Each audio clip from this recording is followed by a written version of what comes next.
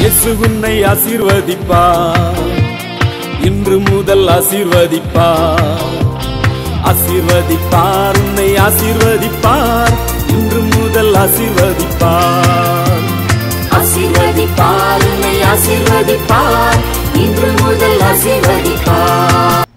இந்த வேளையிலும் நமக்கு இன்றைக்கு செய்தி கொடுக்கும்படியாய் சுவிசேஷகர் டேனியல் பாலாஜி அவர்களை அழைத்த போது அவர்கள் இன்னைக்கு வருகிறேன் அப்படின்னு சொல்லி வந்திருக்கிறார்கள். அவர்களோடு கூட அவருடைய துணைவியார் அவர்கள் ஆனந்தி சகோதரி அவர்கள் வந்திருக்கிறார்கள். அவர்கள் இப்பொழுது கொடுத்த காணிக்கைகளுக்காகவும் கர்த்தருடைய வார்த்தைகளுக்காகவும் அவர்கள் ஜெபிப்பார்கள். முன்னாடி வாங்க சிஸ்டர். அன்பின் பரலோக பிதாவே, நன்றியோடு நாங்கள் இந்த வேளையிலே ஸ்தோத்திரிக்கிறோம், உம்மை துதிக்கிறோம் சுவாமி. ஆண்டவரே, நீர் ஆண்டவரே சுவாமி எங்கள் ஒவ்வொருவரையும் சுவாமி ஆண்டவரே இந்த நாளிலும் ஆண்டவரே உம்மை துதிக்கவும் உம்மை ஆராதிக்கவும் நீங்கள் தந்த கிருபைகளுக்காக நன்றி செலுத்துகிறோம், உம்மை ஸ்தோத்தரிக்கிறோம் அப்பா. ஆண்டவரே, நீர் எங்களை இந்த கிருபையான சமாதானமான நல்ல தேசத்திலே எங்களை வைத்திருக்கிற நல்ல தயவுகளுக்காக நாங்கள் உம்மை நன்றியோடு ஸ்தோத்தரிக்கிறோம், உம்மை துதிக்கிறோம் அப்பா. ஒவ்வொரு வாரமும் நாங்கள் இப்படியாக ஆண்டவரே உம்மை ஆராதிக்க நீங்கள் தருகிற கிருபைகளுக்காக நன்றி செலுத்துகிறோம், உம்மை ஸ்தோத்தரிக்கிறோம் அப்பா. அப்பா, நீங்கள் எங்கள் கைகளையும் சுவாமி எங்கள் கைகளின் பிரயாசங்களை நீங்கள் ஆசீர்வதிக்கிறதற்காக நன்றி செலுத்துகிறோம், உம்மை ஸ்தோத்தரிக்கிறோம் ராஜா. ஆண்டவரே, உழைக்கிறதற்கு தேவையான பலனை, சுகத்தை, ஆரோக்கியத்தை நீங்கள் எங்கள் ஒவ்வொருவருக்கும் தந்ததற்காக நன்றி செலுத்துகிறோம் ராஜா, உம்மை ஸ்தோத்தரிக்கிறோம் அப்பா. அதிலிருந்து ஆண்டவரே உமக்கென்று ஆண்டவரே அப்பா ஆண்டவரே நாங்கள் காணிக்கை கொடுக்கத்தக்கதாக நீங்கள் தந்த கிருபைகளுக்காக நன்றி செலுத்துகிறோம், உம்மை ஸ்தோத்தரிக்கிறோம் ராஜா. நீங்கள் ஆண்டவரே அப்பா எல்லாவற்றையும் அப்பா நீங்கள் ஏற்றுக்கொண்ட நல்ல தயவுகளுக்காக நன்றி செலுத்துகிறோம் சுவாமி, உம்மை ஸ்தோத்தரிக்கிறோம் அப்பா. ஆண்டவரே, இந்த வேளையிலும் கூட கர்த்தர் தாமே ஆண்டவரே அப்பா நீங்கள் எங்களோடு பேசும்படி நாங்கள் இந்த வேளையிலே ஜெபிக்கிறோம் சுவாமி. அப்பா, நீங்கள் வேதம் சொல்லுகிறது உம்முடைய நாமம் தேவனுடைய வார்த்தை என்று வேதம் சொல்லுகிறதப்பா. தேவனுடைய வார்த்தையாகிய நீர் ஆண்டவரே எங்கள் மத்தியிலே வெளிப்பட்டு ஆண்டவரே நீங்கள் ராஜா எங்கள் ஒவ்வொருவரையும் சுவாமி சீர்படுத்தி ஸ்திரப்படுத்தி பலப்படுத்தி நிலைநிறுத்தும்படி நாங்கள் ஜெபிக்கிறோம் அப்பா. உமக்கு ஏற்ற வகையிலே நாங்கள் ஆண்டவரே அப்பா நாங்கள் ஆயத்தப்பட ஆண்டவரே நீங்கள் ஆண்டவரே சுவாமி எங்கள் ஒவ்வொருவரையும் சுவாமி உம்முடைய வார்த்தையின் மூலமாய் பேசி எங்களை ஆண்டவரே வழிநடத்தும்படி நாங்கள் ஜெபிக்கிறோம் அப்பா. உம்முடைய நல்ல தயவுள்ள கரங்களில் எல்லாவற்றையும் ஒப்புக் கொடுக்கிறோம் சுவாமி. ஆசீர்வதியும் பலப்படுத்தும் சுவாமி. இயேசு கிறிஸ்துவின் நாமத்தில் ஜெபிக்கிறோம் நல்ல பிதாவே.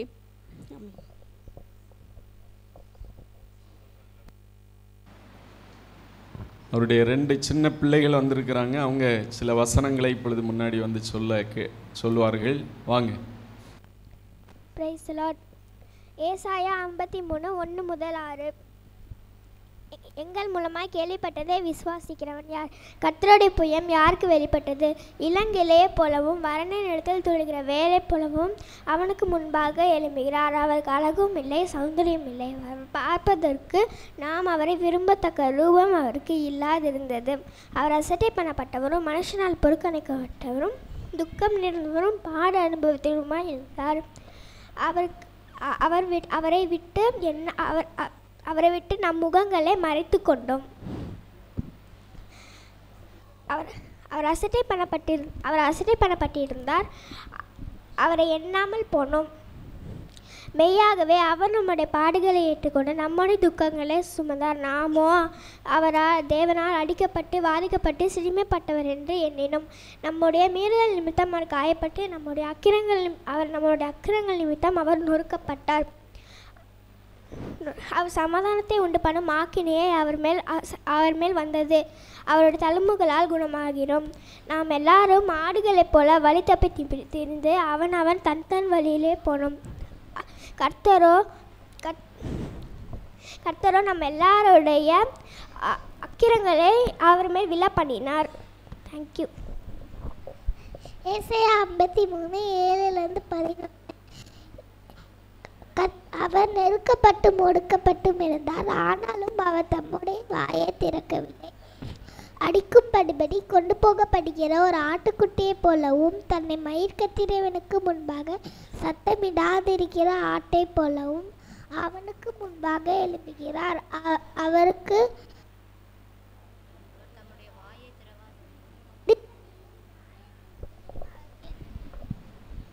இடுக்கண்ணிலும் நியாய தீர்ப்பிலும் அவர் எடுக்கப்பட்டார். அவருடைய வம்சத்தை யாரால் சொல்லி முடியும்? ஜீவனுள்ளவருடைய தேசத்தில் இருந்து அறுப்புண்டு போனார். என் மீறுதலின் நிமித்தம் அவர் வாதிக்கப்பட்டார். துன்மார்க்கரோடே அவருடைய பிரேத குழியை நியமித்தார்கள். ஆனாலும் அவர் மரித்தபோது ஐஸ்வர்யவானோடு இருந்தார். அவர் கொடுமை செய்யவில்லை, அவர் வாயில் வஞ்சனை இருந்ததும் இல்லை. கர்த்தரோ அவரை நொறுக்க சித்தமாகி அவரை பாடுகளுக்குட்படுத்தினார். அவருடைய ஆத்மா தன்னை குற்ற நிவாரண பலியாக ஒப்பு கொடுக்கும் போது அவர் தமது சந்ததியை கண்டு நீடித்த நாளாய் இருப்பார். கர்த்தருக்கு சித்தமானது அவர் கையினால் வாய்க்கும். அவர் தமது ஆத்தும வருத்தத்தின் பலனை கண்டு திருப்தி ஆவார். என் தாசனாகிய நீதிபரர் தன்னை பற்றி அறிவினால் அநேகரே நீதிமான்களாக்குவார். அவர்களுடைய அக்கிரமங்களை தாமே சுமந்து கொள்வார்.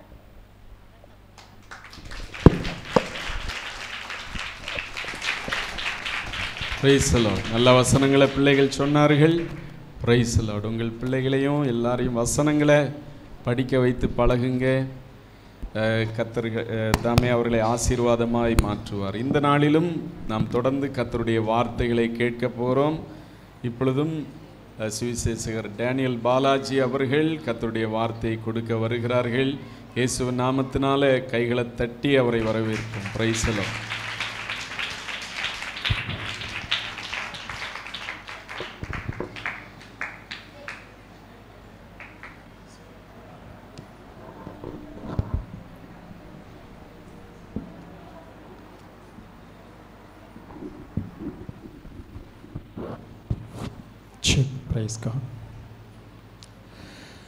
கர்த்தரும் இரட்சகருமாகிய இயேசு கிறிஸ்து நாமத்தினாலே ஜீசஸ் பிரைஸ் காட். கர்த்தரும் இரட்சகருமாகிய இயேசு கிறிஸ்து நாமத்தினாலே உங்கள் யாவருக்கும் உள்ளத்தின் ஆழத்திலிருந்து அன்பின் வாழ்த்துக்கள். இந்த நாளிலையும் அடியேன் இந்த இடத்துல குடும்பமாய் கொண்டு வந்து தேவனுடைய நாமத்தை மகிமைப்படுத்தும்படியாய் இந்த நாளை தேவன் தெரிந்து கொண்டதற்காக கர்த்தரை நான் ஸ்தோத்தரிக்கிறேன். உண்மையாகவே இந்த காலைவேளை உங்களோடு சேர்ந்து ஆராதிக்கிற தேவனுக்கு கொடுத்த நல்ல ஸ்லாக்கியங்களுக்காக தேவனுக்கு மகிமை உண்டாவதாக. ஸோ இந்த நாள் ஒரு விசேஷித்த நாள். இயேசு கிறிஸ்து இந்த பூமியில் மரித்து 3ஆம் நாள் உயிரோடு எழுந்தார். இந்த உயிர்த்த இந்த நாளிலே நாம் தேவ சமூகத்தை நாம் என்ன செய்திருக்கிறோம்? கூடி தேவனை நாம் ஆராதிக்கிறோம், தேவனுக்கு மகிமையை செலுத்துகிறோம். ஒவ்வொரு வாரமும் இப்படியாய் தேவனை துதித்து சாட்சி சொல்லி தேவனுக்கென்று நாம் காணிக்கை கொடுத்து நாம் தேவனை என்ன செய்கிறோம்? நாம் மகிமைப்படுத்தி கொண்டிருக்கிறோம். இந்த நாளிலும் அருமை போதகர் சில ஆண்டுகளாக எனக்கு தெரியும். கர்த்தர் கொடுத்த நல்ல போதற்காக கர்த்தரை ஸ்தோத்தரிக்கிறேன். இந்த நாளிலையும் அடியனுக்கு அழைப்பு கொடுத்த அவருக்கும் உள்ளத்தின் ஆழத்திலிருந்து நன்றிகளை தெரிவிக்கிறேன். இந்த நாளிலே வந்த நோக்கம் இயேசு மகாராஜாவை உயர்த்தும்படியாக, கனப்படுத்தும்படியாக, அவர் வசனத்தின் மூலமாய் உங்களை ஆட்சி தேற்றும்படியாக இந்த நாளிலே தேவன் அழைத்து வந்ததற்காக கர்த்தரை ஸ்தோத்தரிக்கிறேன். சரிங்களா?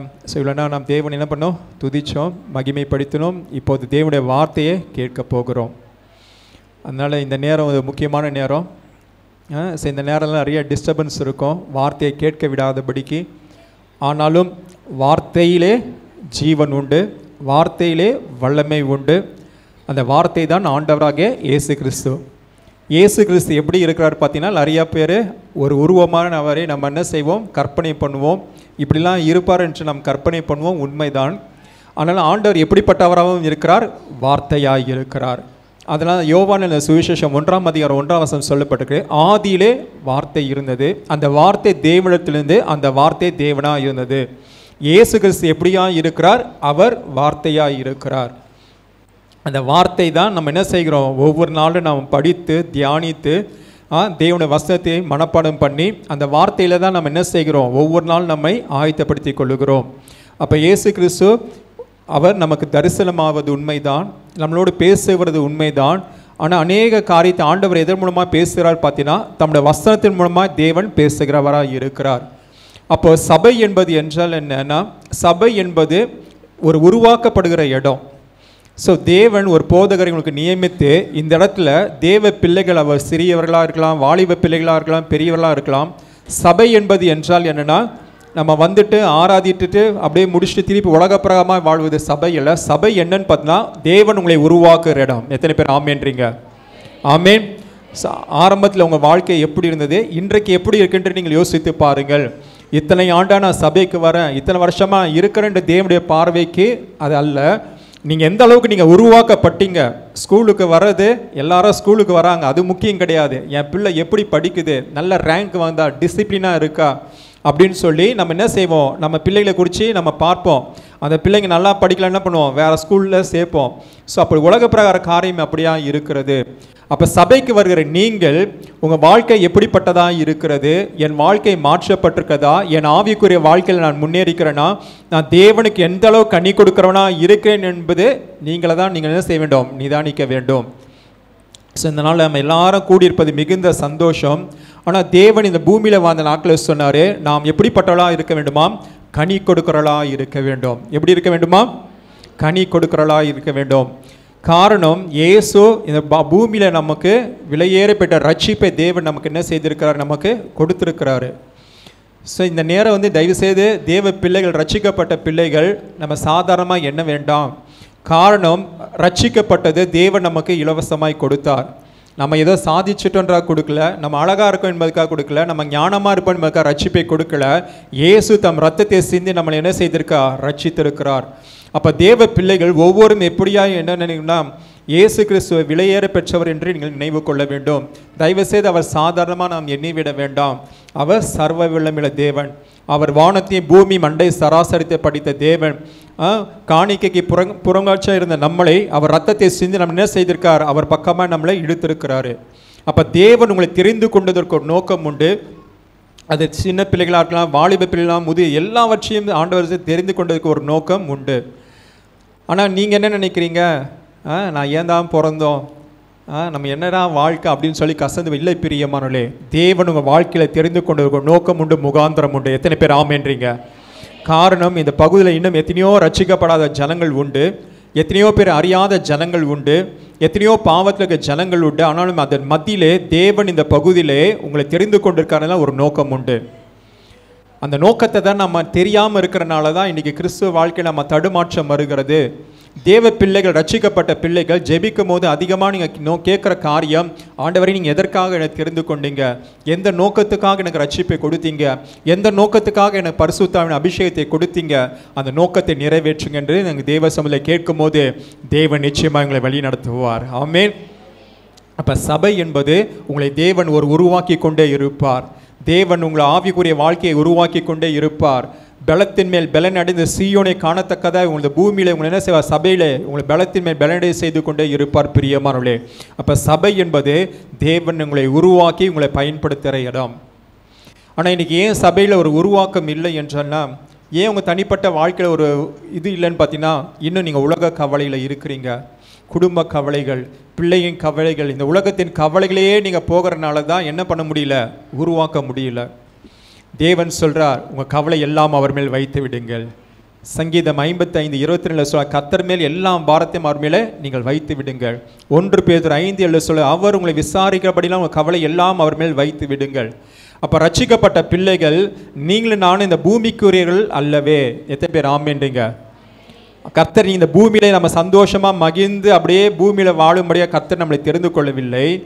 அவர் நாமம் மகிமைக்காகவும் அவர் நாமம் உயர்த்தப்படும்படியாகவும் அவருக்கு சாட்சிகளாக நீங்கள் இருக்க வேண்டும் என்பதற்காக தேவன் உங்களை தெரிந்து கொண்டார். உங்களுக்கு பணம் இருக்க இல்லையோ கவலைப்படாதீங்க. எதை குறித்து நீங்கள் பூமிக்குரிய காரியத்தை குறித்து எதுவுமே கவலைப்படாதிருங்க. உங்கள் வாழ்க்கையில் அப்படி கவலைகள் இருக்குமானால் அது எல்லாவற்றையும் தேவ சமூகத்தில் நீங்கள் என்ன செய்யுங்க, ஒப்பு கொடுங்க. இந்த இடத்துல யாருமே சொல்ல முடியாது எனக்கு பிரச்சனையே இல்லைன்னு சொல்லி. ஒவ்வொருவர் வாழ்க்கையிலே பார்க்கும்போது ஒவ்வொரு பிரச்சனைகள் உண்டு தான், கவலைகள் உண்டு தான், போராட்டம் உண்டு தான். ஆண்டவரே சொன்னார் யோவான் 16:33, இந்த உலகத்தில் உங்களுக்கு உபத்திரம் உண்டு, ஆனாலும் திடன் கொள்ளுங்கள், நான் உலகத்தை ஜெயித்தேன் என்று கர்த்தர் சொன்னார். அப்போ இந்த பூமியில் எல்லாருக்கும் தேவ பிள்ளைகள், விசேஷமாக தேவனால் தெரிந்து கொள்ளப்பட்ட பிள்ளைகளுக்கு அதிக பிரச்சனை உண்டு, போராட்டம் உண்டு, உபத்திரம் உண்டு. ஆனால் தேவன் என்ன செய்கிறாரு, இந்த சபையில் எங்களை உருவாக்கி அதை ஜெயிக்கும்படியாக உங்களுக்கு பலனை கத்தர் கொடுக்கிறார்.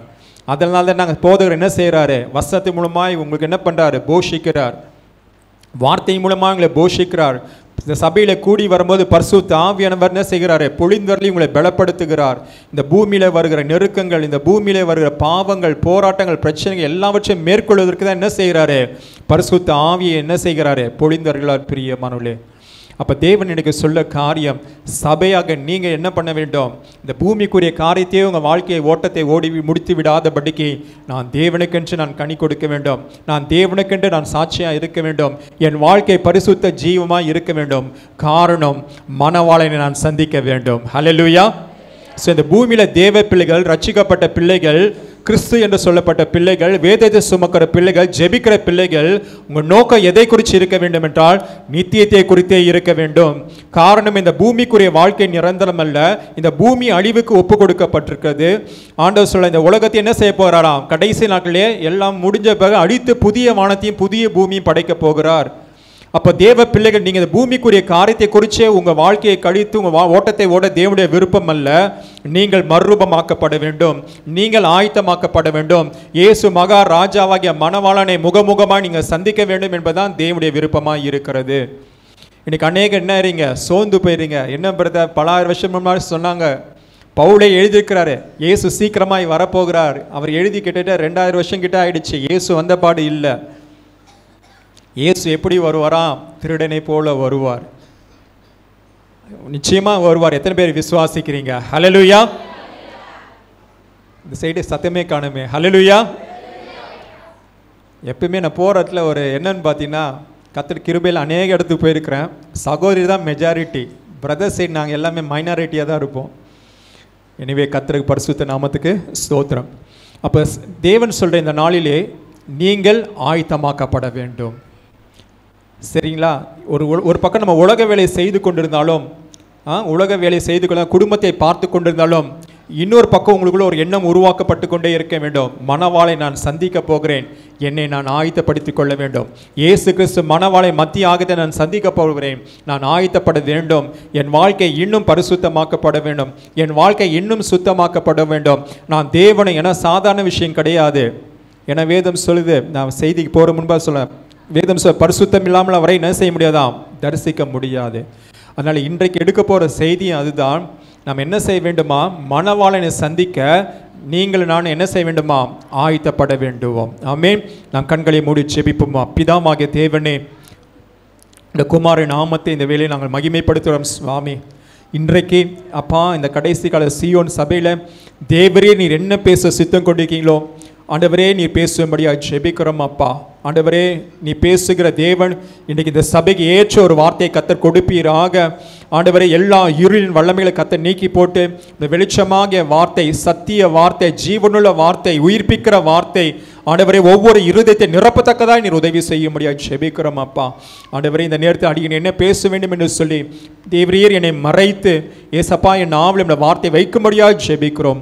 நீர் பேசும் அப்பா. இந்த வார்த்தையை கேட்க விடாதபடிக்கு எழுந்து நிற்கிற எல்லா டிஸ்டர்பன்ஸ் பண்ணுற வல்லமைகளை இயேசுவின் நாமத்தை முடக்கப்படும்படியாக ஜெபிக்கிறோம் அப்பா. ஆண்டவரே உமக்கு மகிமையை செலுத்துகிறோம். நீர் பேசும் நாங்கள் கேட்கிறோம் அப்பா. இயேசுவின் நாமத்தை ஜெபிக்கிறோம் நல்ல பிதாவே, ஆமென். நாம் எடுத்துக்கொள்வோம் வெளிப்படுத்தின விசேஷம் 19ஆம் அதிகாரம் 6ஆம் வசனம் முதல் 9ஆம் வசனம் வரை, பக்கம் 351. அப்பொழுது திரளான ஜனங்களிடம் ஆரவாரம் போலவும் பெருவெள்ள இரைச்சல் போலவும் பலத்த இடிமுழக்கம் போலவும் ஒரு சத்தம் உண்டாகி, அல்லேலூயா, சர்வ வல்லமுள்ள தேவனாகிய கர்த்தர் ராஜ்யபாரம் பண்ணுகிறார், நாம் சந்தோஷப்பட்டு களி கூர்ந்து அவருக்கு துதி செலுத்த கடவோம். ஆட்டுக்குட்டியானவருடைய கல்யாணம் வந்தது, அவருடைய மனைவி தன்னை ஆயத்தம் பண்ணினாள் என்று சொல்ல கேட்டேன். சுத்தமும் பிரகாசமான மெல்லிய வஸ்திரம் தரித்து கொள்ளும்படி அவளுக்கு அளிக்கப்பட்டது. அந்த மெல்லிய வஸ்திரம் பரிசுத்தவான்களுடைய நீதிகளே. பின்னும் அவன் என்னை நோக்கி, ஆட்டுக்குட்டியானவரின் கல்யாண விருந்துக்கு அழைக்கப்பட்டவர்கள் பாக்கியவான்கள் என்று எழுது என்றான். மேலும் இவைகள் தேவனுடைய சத்தியமான வசனங்கள் என்று என்னுடனே சொன்னான். ஆமென். Thank you sister. இந்த வேதம் சொல்லுகிறது இன்றைக்கு ஒரு காரியத்தை நாம் செய்யும்போது தேவன் நமக்கு ஒரு விலையேறு பெற்ற ஆசீர்வாதத்தை தேவன் கொடுக்கிறவராக இருக்கிறார். வேதத்தில் பார்த்தீங்கன்னா எல்லாமே கண்டிஷனல் பிளெஸ்ஸிங்.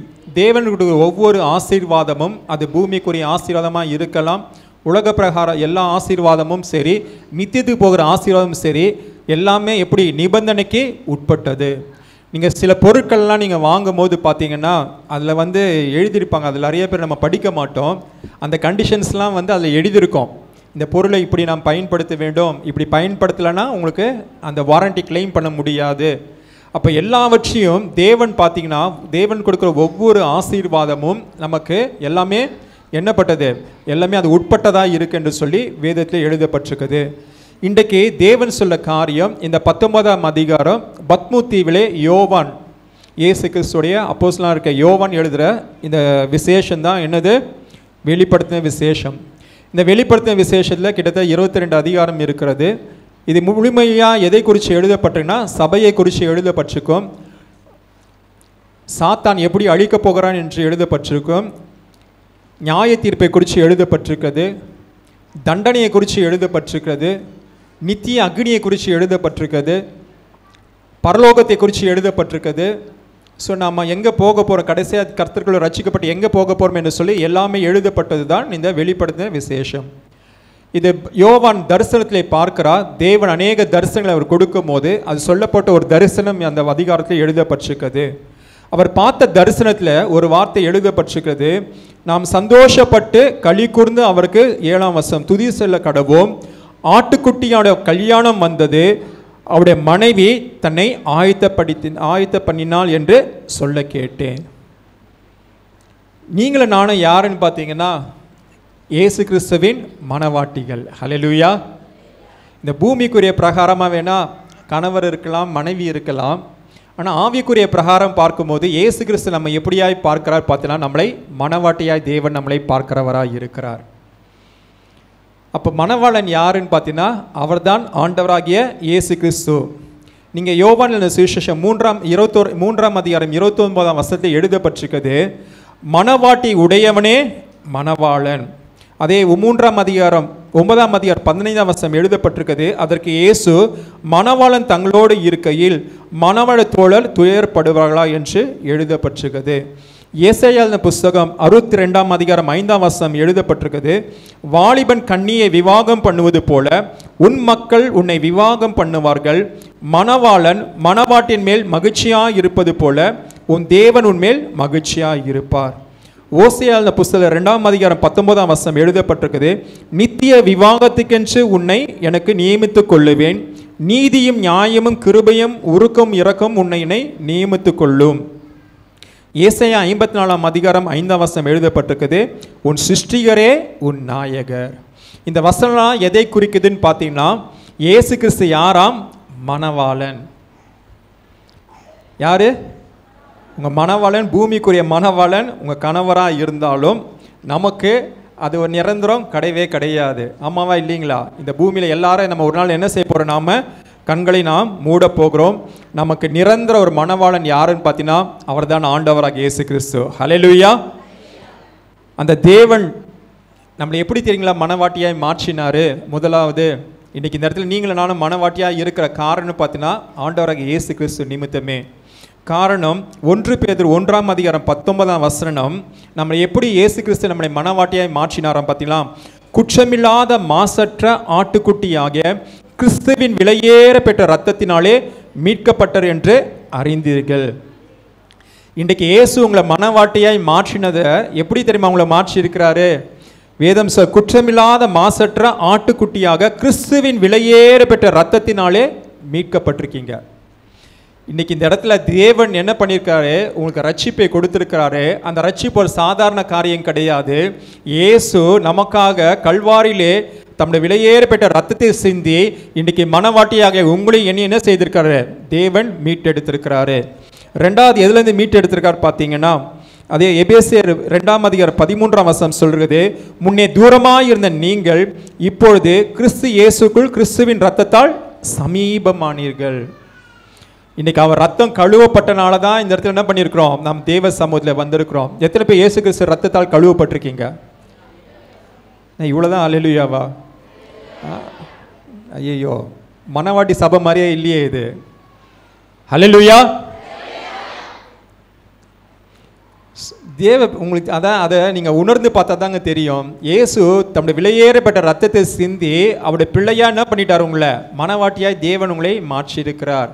காரணம், நீங்கள் உலகமாக இருந்தீங்க, தேவனை அறியாமல் இருந்தீங்க, பாவத்தில் இருந்தீங்க, கிறிஸ்துவுக்கு அந்நியராக இருந்தீங்க, தூரமாக இருந்தீங்க. அப்படிப்பட்ட உங்களை இயேசு கிறிஸ்து தேடி வந்தார், உங்களை ரட்சித்திருக்கிறாரு. உங்கள் ரத்தத்தால் உங்களை கழுவி பரிசுத்தப்படுத்தி இன்னைக்கு உங்களை மனவாட்டியாய் தேவன் வைத்திருக்கிறார். ரெண்டாவது காரியம், ஆண்டவர் உங்களை எங்கிருந்து மீட்டு எடுத்திருக்கார் தெரியுங்களா? கொலேசியர் புஸ்தகம் 1:13 கொலேசியர் புஸ்தகம் 1:13 எழுதப்பட்டிருக்குது.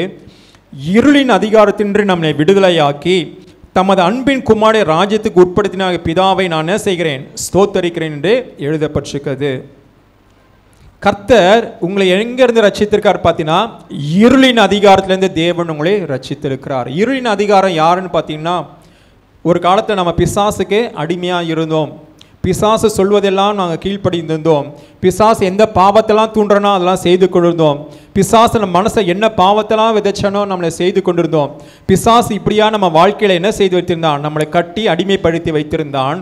ஆனால் வேதம் சொல்லுகிறது, அந்த இருளின் அதிகாரத்திலிருந்து இயேசு நம்மளை விடுதலையாக்கினார். கரம் தட்டி கர்த்தரை மகிமைப்படுத்துவோமா? ஹல்லேலூயா. அந்த இருளின் அதிகாரத்திலேருந்து தேவன் நம்மளை என்ன செய்திருக்கிறாரு, எனக்கு உங்களையும் என்னையும் ரட்சித்திருக்கார். பிரியமான எதற்காகன்னு பார்த்தீங்கன்னா, உங்களை மனவாட்டியாய் மாற்றும்படியாக. உங்களை கர்த்தர் உங்களை மனவாட்டியாய் தெரிந்து கொண்டது நிமித்தம் முதலாவது ரத்தத்தை சிந்தி உங்களை என்ன செய்திருக்கிறாரு, தம்முடைய மனவாட்டியாக அவர் மாற்றினார். ரெண்டாவது, அந்த இருளின் அதிகாரத்திலேருந்து தேவன் உங்களுக்கு விடுதலை ஆக்கி அவர் உங்களை என்ன செய்திருக்கார், மனவாட்டியாக தேவன் மாற்றிருக்கார். பிரியமானவர்களே, மாத்திரமல்ல, எபேசியர் 2:5 இப்படியா எழுதப்பட்டிருக்குது, அக்கிரமங்களில் மரித்தலாத நம்மை கிறிஸ்துவோடு கூட உயிர்ப்பித்தார், கிருபையினாலே ரட்சிக்கப்பட்டீங்க. இன்னைக்கு இந்த இடத்துல நீங்களும் சொல்ல முடியாது, நானும் சொல்ல முடியாது, நான் ரட்சிக்கப்பட்டேன்னு சொல்லி கர்த்தர் நம்மளை ரட்சித்தார். எத்தனை பேர் ஆமென்றீங்க? வேதம் சொல்லுது, கிருபையினாலே ரட்சிக்கப்பட்டீங்க. கிருபை என்றால் என்னன்னா, நமக்கு எந்த தகுதியுமே கிடையாது. இன்னைக்கு நம்மளை மேன்மை பாராட்ட ஒன்றுமே கிடையாது. அதான் வேதம் சில ரதங்களை குறித்து குதிரை குறித்து மேன்மை பாராட்டுகிறார்கள். நாங்களோ எங்கள் தேவனுடைய நாமத்தை குறித்து என்ன செய்வோம், மேன்மை பாராட்டுவோம். அப்போ தேவன் தன் ரத்தத்தை சிந்தி உங்களை மீட்டெடுத்து மனவாட்டியை மாற்றிருக்கிறாரு. அந்த இருளின் அதிகாரத்திலிருந்து தேவன் உங்களை விடுதலையாக்கி உங்களை மனவாட்டியாக தேவன் உங்களை மாற்றிருக்கிறாரு. மாத்திரமல்ல, உங்களை விலையேறி பெற்ற ரட்சிப்பை என்ன பண்ணியிருக்கிறாரு, இயேசு கிறிஸ்து உங்களுக்கு கொடுத்திருக்கிறார். பிரியமானவர்களே, எப்படி கிருபையினாலே ரட்சிக்கப்பட்டீர்கள்.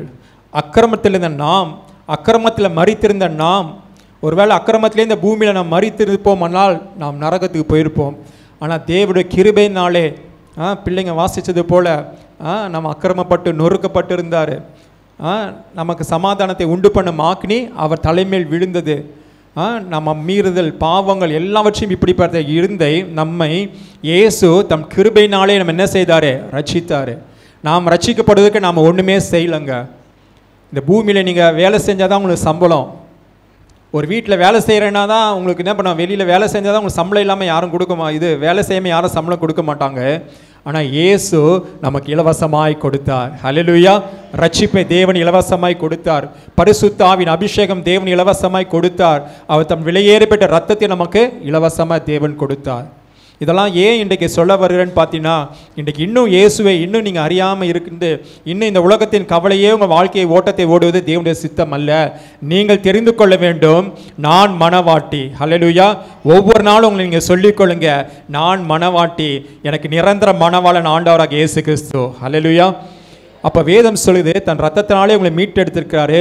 இருளின் அதிகாரத்தில் உங்களை மீட்டெடுத்து தேவன் உங்களுக்கு என்ன செய்திருக்காரு, ரட்சிப்பை கொடுத்திருக்கிறார். இப்போ தான் செய்திக்குள்ளே நான் போகிறேன். இன்றைக்கி மனவாட்டியாக நீங்கள் என்ன செய்து கொண்டு இருக்கிறீங்க? தேவன் மனவாளனாக இருக்கிறாரு. அவர் செய்ய வேண்டிய காரியத்தை எல்லாவற்றையும் அவர் செய்து முடித்துட்டாரு.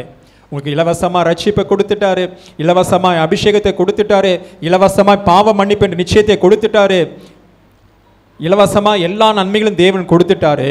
ஆனால் மனவாட்டியாக இருக்கிற நீங்கள் இயேசுக்காக என்ன செய்து கொண்டு இருக்கிறீங்க?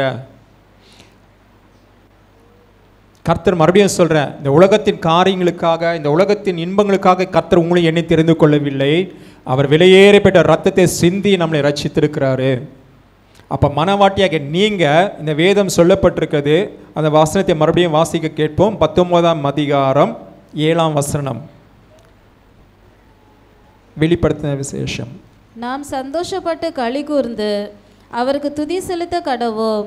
ஆட்டுக்குட்டியானவருடைய கல்யாணம் வந்தது, அவருடைய மனைவி தன்னை ஆயத்தப்படினாள் என்று சொல்ல கேட்டேன். Praise God.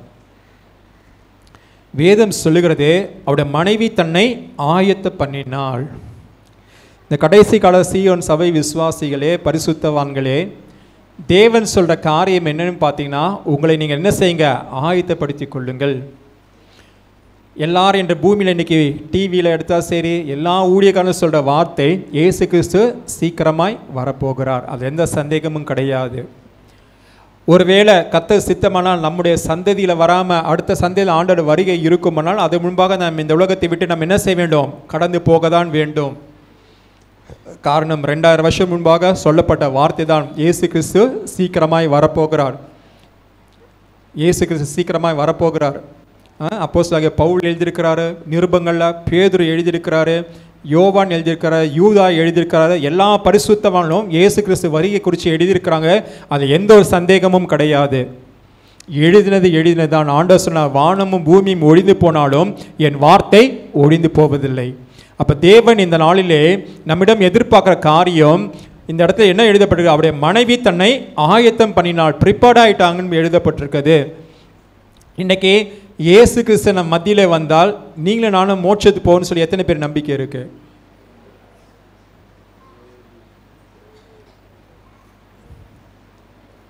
பாருங்கள், நிறைய பேர் கை தூக்கலை. சந்தோஷம். நீங்கள் கை தூக்காமல் இருந்தாக்க சந்தோஷம். நீங்கள் உள்ளதுபடி சொல்லியிருக்கிறீங்க.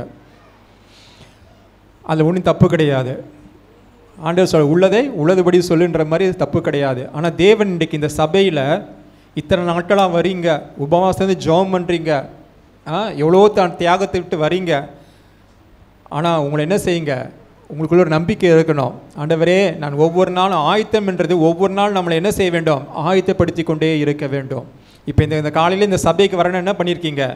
காலையில் சில பேர் 4 மணிக்கு எழுந்திருப்பீங்க, 5 மணிக்கு எழுந்திருப்பீங்க. ப்ரிப்பேர் ஆகிறதுக்கு எல்லா வேலையும் முடிச்சுட்டு ஆயத்தமாக தான் இந்த இடத்துல நீங்கள் வந்திருக்கிறீங்க. அதே போல் இயேசு கிறிஸ்து வருகைக்கு நீங்கள் என்ன செய்ய வேண்டுமா? ஆயத்தமாக்கப்பட வேண்டும். ஹல்லேலூயா. ஏன்னா ஆண்டோட வருகை நாட்களிலே என்ன வேதனையான காரியம்னு பார்த்தீங்கன்னா, சபை எடுத்துக்கொள்ளப்படும் என்று எழுதப்பட்டிருக்குது. இன்றைக்கி மனவாட்டியாக சபை, இது சபை என்றது சர்ச் என்றால் வெறும் கட்டிடம் கிடையாது. வேதம் சொல்லுது 1 கொரிந்தியர் 3:16 நீங்களே தேவனுடைய ஆலயமாம். சபை என்பது யாருன்னு பார்த்தீங்கன்னா, நீங்களும் நானும் தான் தேவனுடைய பார்வைக்கு சபை. அதான் எபேசியில் பவுல் எழுதியிருப்பார் 5ஆம் அதிகாரம் 22ஆம் வசனம் நினைக்கிறேன். மனைவி புருஷனுக்கு இதாக இருப்பது போல, அதே போல கிறிஸ்து என்னவா இருக்கிறா? நமக்கு சபையாக இருக்கார் என்று சொல்லி அந்த வசனம் எழுதப்பட்டிருக்குது. எப்படி கணவன் மனைவி சொல்லுது போல இயேசு கிறிஸ்து சொல்கிறாரு, மனைவியை பார்த்து கிறிஸ்துவின் சபை என்று எழுதப்பட்டிருக்குது. எபேசர் 5:22 நினைக்கிறேன். அப்போ தேவன் இன்னைக்கு உங்களை பார்த்து சொல்கிறாரு, சபையாக நீங்கள் தான் சபை. நம்ம சபைக்கு வர்ற உண்மைதான். ஆனால் கர்த்தர் இந்த பில்டிங்கை பார்த்த சபைன்னு சொல்ல, நீங்கள் தான் சபை. எத்தனை பேர் அங்கீகரிக்கிறீங்க? ஆமென். அப்போ தேவன் சொல்கிறாரு, இந்த சபை என்ன ஆக வேண்டும்? மனவாட்டி சபை நீங்கள் ஆயத்தமாக்கப்பட வேண்டும்.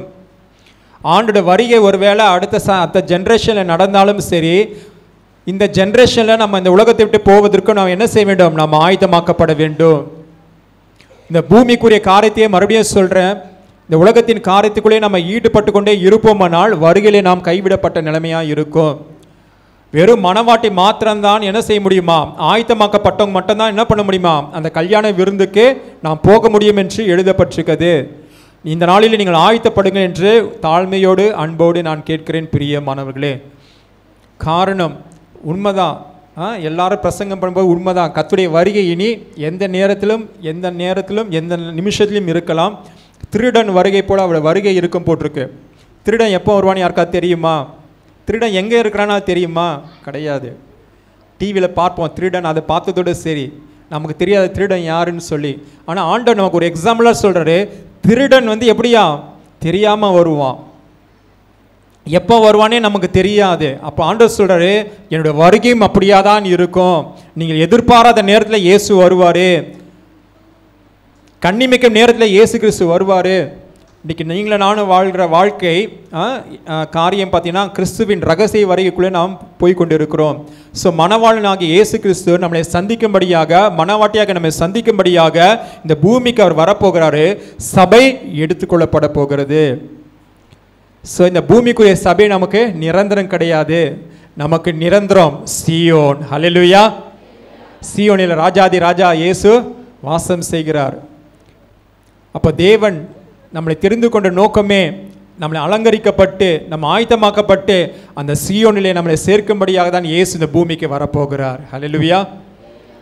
ஆனால் நீங்கள் அதை வந்து மைண்டில் நீங்கள் நினைக்கிறதே கிடையாது, அதை குறித்து யோசிக்கிறதே கிடையாது. நான் அதிகமாக யோசிக்க காரியம் அதுதான். ஆண்டவரே, கண்களை மூடினா நான் அந்த இடத்துல ஒவ்வொரு நாள் நான் ஆயத்தமாக்கப்பட வேண்டும். நான் கண்களை மூடினா அந்த சீயோனிலே நான் பிரவேசிக்க வேண்டும். அப்போ தேவ பிள்ளைகளாக உங்களுடைய வாழ்க்கை எதை குறித்து இருக்க வேண்டும் என்றால், இந்த பூமிக்குரிய வாழ்க்கையே உங்கள் கண்களை நோக்கத்தை விட்டு என்னுடைய நோக்கம் பரம இயேசுவை நான் சந்திக்க வேண்டும், ராஜாதி ராஜாவை நான் சந்திக்க வேண்டும் என்று சொல்லி ஒவ்வொரு நாளும் உங்களை ஆயத்தப்படுத்தி கொள்ள வேண்டும். பிரியமானவர்களே, எத்தனை பேர் நம்ம செய்ய ஆயத்தமாக இருக்கீங்க? இதுவரை நீங்கள் ஆயத்தமாக இல்லைனாலும் பரவாயில்ல, தயவு செய்து அன்போடு தாழ்மையோடு கேட்குறேன், கிறிஸ்துவின் வரிகளை மாத்திரம் நம்ம கைவிடப்படுவோம்னால் நம்ம இத்தனை வருஷம் சபைக்கு வந்து புரோஜனம் கிடையாது, வீட்டில் ஜெபமணியும் புரோஜனம் கிடையாது. அதனால் பயபக்தியோடு, ஒரு பயத்தோடு, ஒரு நடுக்கத்தோடு, ஆண்டவரே எங்களை ஒவ்வொரு நாள் என்ன செய்யுங்க, ஆயத்தப்படுத்துங்கன்னு சொல்லி கர்த்தர்கிட்ட கேளுங்க. தேவன் எந்த மாதிரி ஆயத்தை எதிர்பார்க்கிறார் பார்த்தீங்கன்னா, நாம் எடுத்துக்கொள்வோம், மணவாட்டியை சந்திக்க இயேசு கிறிஸ்து வரும்போது நாம் முதலாவது எப்படிப்பட்டவர்களாக இருக்க வேண்டுமா? கர்த்தர் நம்மளை என்ன ஆகிட்டாரு? மணவாட்டியாய் மாற்றி விட்டார். எல்லாரும் மணவாட்டியாய் மாற்றிட்டாரா ஏசப்பா? எத்தனை பேர் ஆமேன்றீங்க? ரத்தத்தை சிந்தி உங்களை மணவாட்டியாய் மாற்றிட்டார் சொல்லிட்டேன். உங்களுக்கு ரட்சிப்பை கொடுத்து உங்களை மணவாட்டியாய் மாற்றிட்டார் சொல்லிட்டேன். பிசாசின் அடிமைத்தனத்தில் உங்களை விடுதலை கொடுத்து கர்த்தர் உங்களை மணவாட்டியாய் மாற்றிட்டார். ஆனால் இன்றைக்கி மணவாட்டிக்கு தான் என்ன பார்த்தீங்கன்னா ஏகப்பட்ட பிரச்சனை. ஏன்னா நீங்கள் மணவாட்டியாய் பரிசுத்தமாக இந்த கண்களை மூடக்கூடாது என்பதற்காக பிசாசானவன் உங்கள் வாழ்க்கையை என்ன செய்கிறான்? திசை மாற்றுகிறான். மணவாளனை சந்திக்கக்கூடாது என்பதற்காக உங்கள் வாழ்க்கையில் பாவத்தை கொண்டு வருகிறான். அந்த மணவாளனை இயேசு கிறிஸ்துவுக்குள்ளே நீங்கள் போகக்கூடாது என்பதற்காக உங்கள் வாழ்க்கையில் பல பிரச்சனைகள், பல உபத்திரங்கள், பல போராட்டத்தை கொண்டு வந்து மணவாளனை பார்ப்பதை விட்டு இந்த பூமிக்குரிய பிரச்சனையை பார்க்கும்படியாக செய்கிறான். இன்றைக்கி உங்கள் வாழ்க்கையில் நான் மறுபடியும் சொல்கிறேன், 1000 பிரச்சனை இருக்குது, சரிங்களா? உலக மனுஷனை காட்டிலும் உங்களுக்கு 1000 பிரச்சனை இருக்குது. ஆனால் நான் என்ன சொல்கிறேன்னா, அந்த பிரச்சனையை நோக்கி கொண்டே உங்கள் வாழ்க்கையை முடித்து விட தேவ சித்தம் அல்ல. ஒரு பக்கம் அந்த பிரச்சனையை ஃபேஸ் பண்ணக்கூடிய பலனை தேவன் கொடுப்பார். அந்த போராட்டத்திலேருந்து விடுதலை கொடுக்க தேவன் உங்களுக்கு உதவி செய்வார். நீங்கள் சந்திக்கிற பிரச்சனையில் நிச்சயமாக தேவன் உங்களுக்கு விடுதலை கொடுத்து உதவி செய்வார். ஆனால் உங்கள் பிரதான நோக்கம் எதுவாக இருக்க வேண்டும்? நான் பரம சீயோனை காண வேண்டும். ஹல்லேலூயா. நான் இயேசு ராஜாவை முகமுகமாய் பார்க்க வேண்டும். நான் பூமியில் வாழ்ந்த நாட்களுக்கு பிரோஜனமாக நான் இயேசுவை நான் தரிசிக்க வேண்டும். ஒரு எண்ணம் உங்களுக்குள்ளே உருவாக்கப்பட வேண்டும். அப்போ மணவாட்டி ஒவ்வொரு நாளும் நீங்கள் என்ன பண்ண வேண்டும்? மணவாட்டிய சபையாக நீங்கள் ஒவ்வொரு நாளும் உங்களை ஆயத்தப்படுத்தி கொண்டே இருக்க வேண்டும். பிரியமானவர்களே, ஆயத்தப்படுத்துவது என்றால் என்ன? நீங்கள் எல்லாமே ரெடியாக இருக்கணும், சரிங்களா? இயேசு நீங்கள் ரெடி ஆகிட்டீங்கன்னா வந்தேனே அடுத்த செகண்டில் நம்ம என்ன பண்ணுவார்? ஆண்டவர் நம்மளை மறுபப்படுத்தி அவர் மகிமையிலே நம்மளை கொண்டு போய் சேர்ப்பார். பிரியமானவர்களே, அப்போ மணவாட்டி தேவன் உங்களை மாற்றிட்டாரு. ஆனால் மணவாட்டியை போல உங்கள் வாழ்க்கை இருக்கா என்று யோசித்து பார்க்க வேண்டும். ஆண்டவரை பாவத்திலேருந்து எனக்கு விடுதலை ஆக்கிட்டார், மறுபடியும் பாவத்தில் போய் விழுறீங்களா? ஆண்டவர் பிசாசின் பட்டிலேருந்து எனக்கு விடுதலை கொடுத்தார், மறுபடியும் பிசாசுக்கு நீங்கள் இடம் கொடுக்குறீங்களா? ஆண்டவர் விலையேற்பட்ட ரட்சிப்பை உங்களுக்கு கொடுத்திருக்கிறாரு, மறுபடியும் அந்த ரட்சிப்பை இழக்க நீங்கள் பல காரியத்தை செய்து கொண்டிருக்கீங்களா? அப்படி செய்யாதீர்கள் பிரியமானவர்களே. தேவன் கொடுத்த இந்த விலையேற்பட்ட ஆசீர்வாதத்தை நீங்கள் சரியாய் பயன்படுத்தும் போது, நீங்கள் ஒவ்வொரு நாளும் தேவ சமூகத்தை நீங்கள் ஆயத்தப்படும் போது நிச்சயமாய் நீங்கள் எதை குறிச்சும் பயப்பட வேண்டிய அவசியம் கிடையாது. இந்த ஸ்கூலுக்கு போகிறவங்க யார் பார்த்தீங்கன்னா, எக்ஸாம் வந்தாலே பயப்படுவாங்க. எப்படி? நான் எழுதும் போதும் பயந்துருக்கிறேன், நீங்கள் எழுதும் போதும் பயந்துருப்பீங்க, உங்கள் பிள்ளைங்க எழுதும் போதும் பயந்துருப்பாங்க. அதுக்காக நாங்கள் என்ன செய்கிறோம்? ஜெபம் பண்ணுறோம், பயப்படாதுன்னு சொல்லி ஜெபம் பண்ணுறோம், மறந்துடுறது, அதுக்காக நம்ம ஜெபம் பண்ணுறோம். கரெக்டாக இல்லைங்களா? நீங்கள் எல்லாம் அமைதியாக இருக்கீங்க, ஆமாவா இல்லைங்களா? அப்போது ஒரு எக்ஸாமை ஃபேஸ் பண்ணுறதுக்கே நீங்கள் பயப்படுறீங்கன்னா அப்போ இயேசு மகாராஜாவை நீங்கள் பார்க்க வேண்டுமென்றால் எந்த அளவு ஒரு பயம் நடுக்கம் உங்களுக்குள் இருக்க வேண்டும். இது ஒரு சாதாரண exam, quarterly exam, ஆஃபர்லி exam, annual exam.